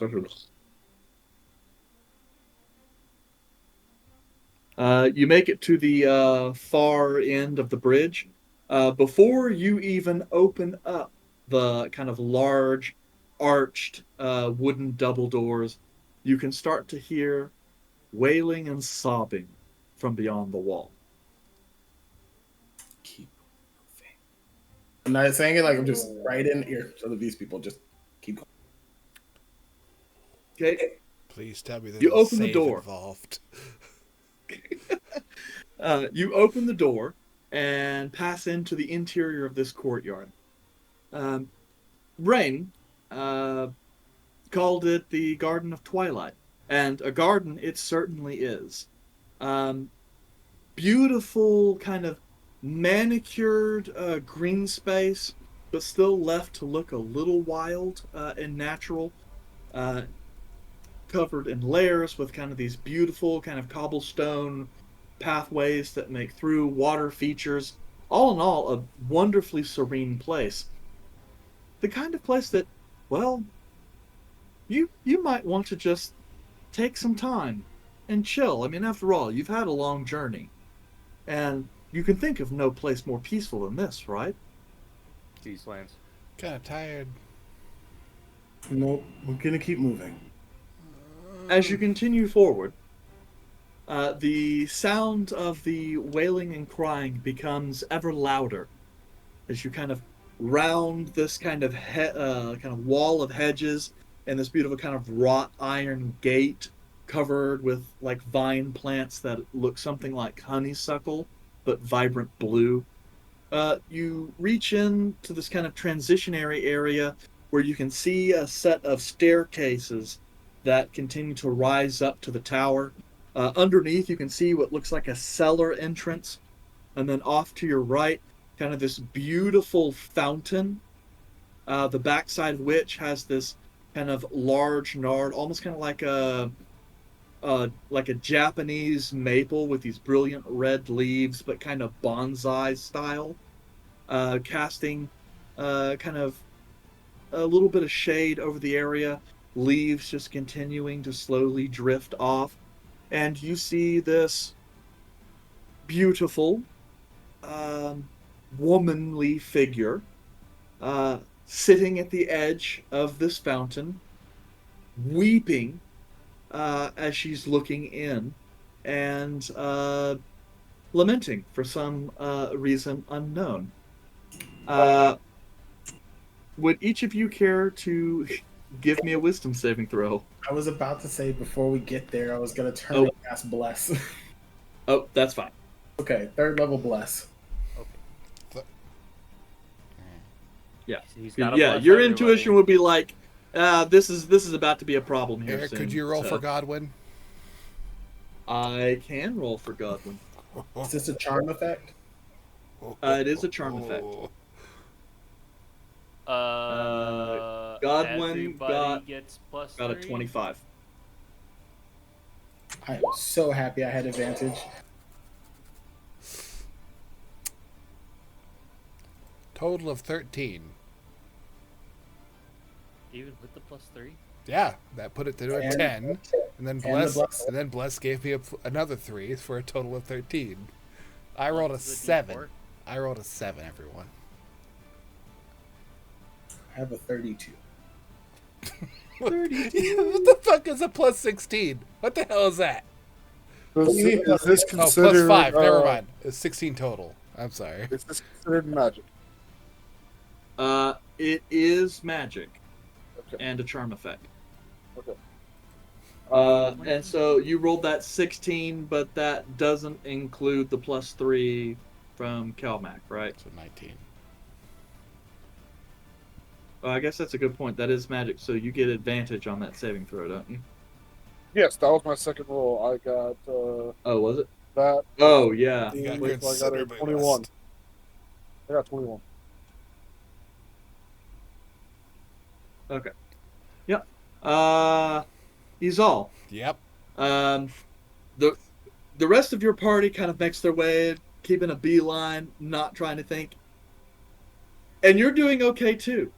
Before the Dryad kind of turns over to look at you guys with these puppy dog eyes and these tears that kind of look like sap rolling down in the lament of pure sorrow. And there's just some part of you that just aches for her. Is she okay? The rest of your party makes it all the way to the bottom of the stairs before glancing back briefly to realize you are not with them. You are standing in the middle of this little park area, glancing at her longingly, but have yet to move. As soon as I see that, I would cast Calm Emotion. She's in trouble though. We gotta. I would cast Calm Emotion, what if and that it's not a overrides trick? that overrides any charm effect. That's a good Okay. one. You tricky Yep, fucker. Rizal, you are awash with this emotion. And you feel you get it. You understand what it is like to be that sad and cry that hard. And she kind of goes to reach out to you, asking, just begging for someone, for a little bit of connection. I mean, we could And you talk start for to a reach your little hand while. out Okay, we could talk to help her. for a little bit. And then all of a sudden, the sympathy is washed over by urgency. It's That all. kind of We have to go. settles a little bit. Yep, you snap back and look over to Caleb and your party. Ready to go? She can get a therapist. She's fine. We can. She's probably got money too. She's good. And she's just kind of leaning out a little. Nope. I just fucking run, eyes closed, like nope. Yep. And as you I'm gonna go, get in you can trouble. kind of turn as she turns and does like this death wail. And she's like, "Oh no, someone else has left me. No one loves me." And she like partially collapses on the side of this fountain. Maybe a And you little guys bit. quickly make your way up the stairs, bounding as fast as possible, and make your way to this beautiful kind of double door entrance to this square tower. They have these kind of large knockers that Large have like knockers, you say. Let me just go back downstairs for a second. Large? Large? Why are there two? These They always come in Large- pairs. Okay. door loops, door piercings. That, You could have said of door the- knockers and it would have been fine, but you didn't. yeah, whatever. There's a moon motif here. How about I'm that? glad you're making up for Volra not being here. And as you go to push in towards the door, they open easily. The interior of the room is very dimly lit, and you see like this spiral staircase that begins to wind kind of the outside area, and shadows seem to cling for anything except for this singular kind of soft blue light that seems to come down from the center. Oh god, what did I say this time? No, it wasn't. Nope. As tradition, Oh. just avoid Discord. Just Oh, avoid Discord. Okay. Okay, never mind. You knew you shouldn't have done that. That's a good gift right there. That's funny. Oh The trucker knocker. But is a door knocker. So yes, you enter into this large space. Do you think that Dryad was like really in trouble or like faking it? No. We literally were just warned about that. But like, are we warned that she's like faking being in trouble or like she's actually sad? Doesn't matter. She's Does it matter? Little motes of light pop out. Ooh, they're gonna die. Ooh, die. You know Almost what? eaten by Dryad. I'm cured. Go to reach for that axe before Yandre's like, wait. She was. I'm sorry. Oh no, you're the only reason why Yandere didn't pull Star Killer out to try to kill one of those motes of light is because he has to be able to talk to the Keeper of Fading Light. And if I piss the Keeper of Fading Light off before I even get a chance to talk to them, it ruins the chance. But on the way out, There's a kill count you Sorry. gotta get to unlock a new feature. Izal's definitely vulnerable to mind control. So like that was definitely going to happen. That's the whole reason why I have I mean, she's emotions. maybe if we could talk to her in a controlled environment. I mean, I mean, technically, you have a girlfriend. Focus on that. Leave it alone. How would she feel if you were helping another woman? I mean, I wasn't. She was in danger. Consoling another woman, a crying, weeping Very woman. attractive woman. Aren't we like only able to speak truth or something? Because like, she was very emotional. Rain speaks truth. And only deals. And you guys, when you're in his presence. I don't like it here. My emotions are not my strong suit. It's okay. Well, You're not gonna remember when we leave anyway, so it's fine. That's true. So if I cheat in the Fae and I don't remember it, that's- Absolutely not. I will keep that in a book and tell your girlfriend immediately upon arriving back to What's your- my girlfriend's name?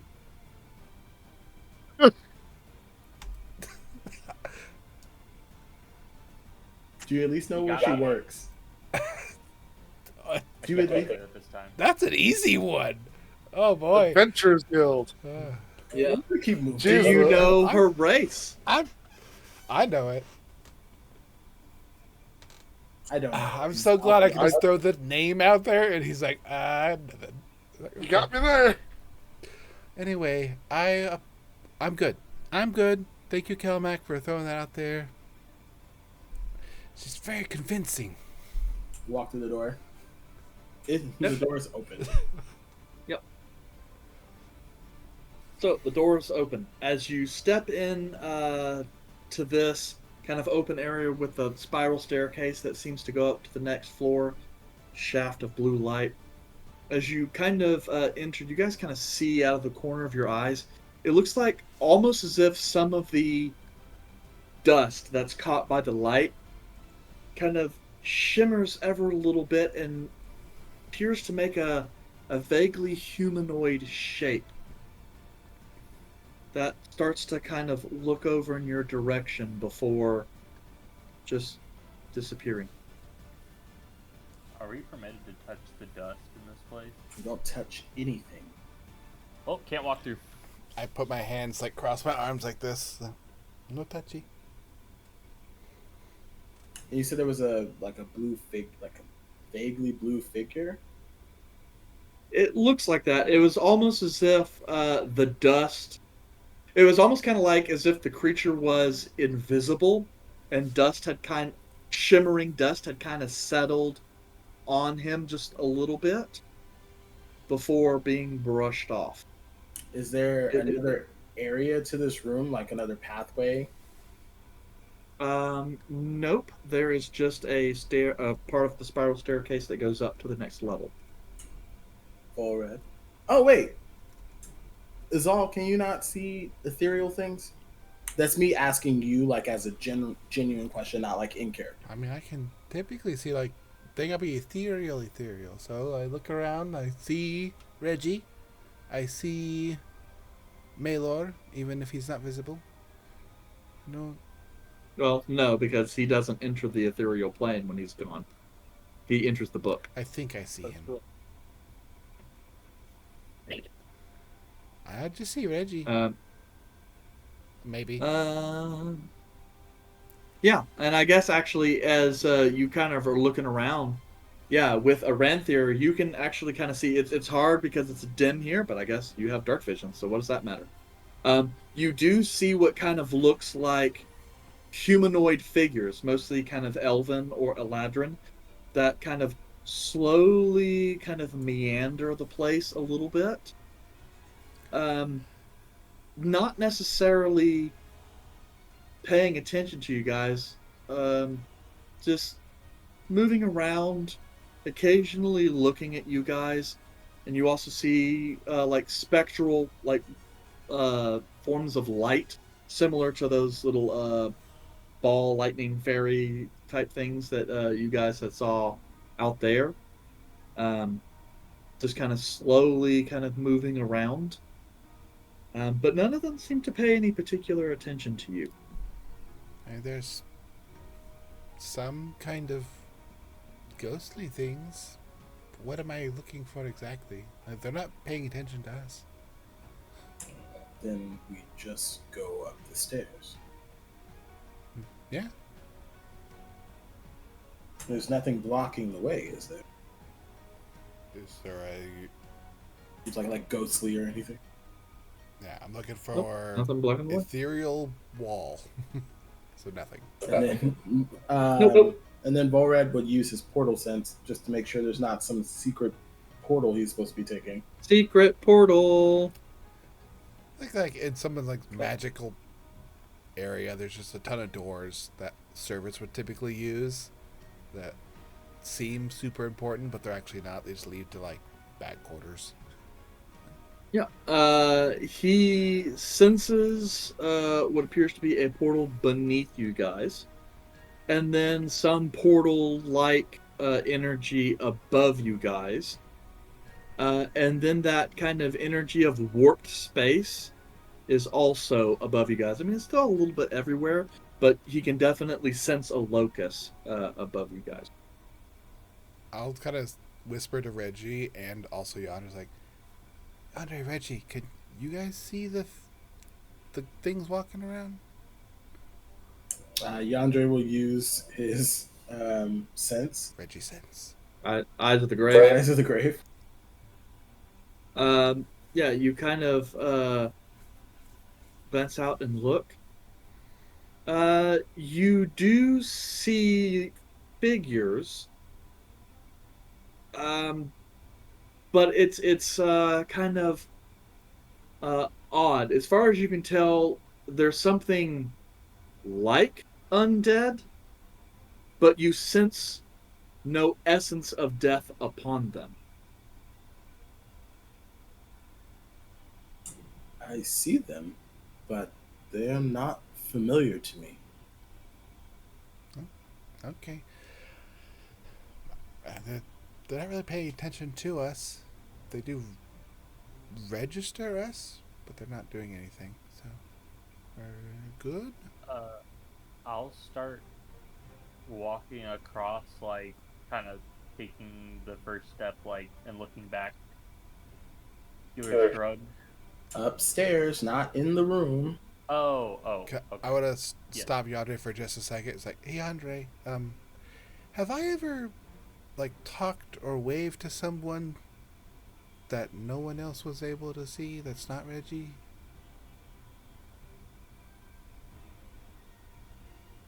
Well, I guess I don't understand your question.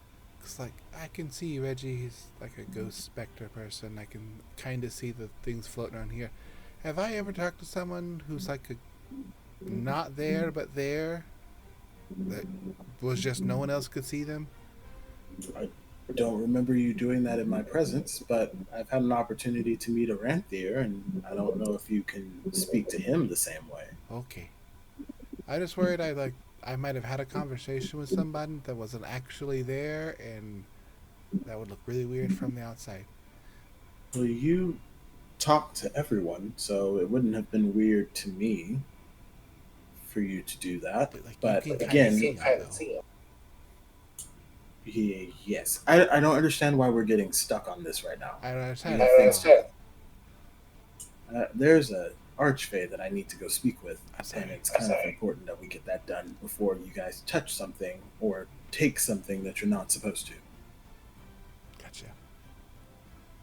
Up the stairs, please. All right. Godwin? Yes. Can you do me a favor and make sure that you're looking around for any magical traps or things that might pop up? Caleb is good at it, but it would be good to have another set of eyes. Yes, of course. And you see him kind of reach into this little side pouch and pull out like some spectacles. And as he does, it's like they have like lenses on them of like different colored glass, and he starts to kind of fidgeting with those and goes, "Oh, of course." Does Yandre like takes a few steps closer to Godwin and just says, "Godwin, Yes. Do your glasses discern illusionary properties? No, they don't that particular property. But well, I suppose if the illusion is magical, I'm actually not certain. So these glasses help you find magical things and define what those magical properties are. But yes, as you can see, I have a different setting on there, so I can only detect one particular kind of thing, such as invisibility or magical objects. So, sideways. Godwin, I appreciate you as a person, but when Calum was walking around poking the ground with the stick earlier, you could have put those glasses on and helped us walk from point A to point B? Yes, I mean, I suppose I could.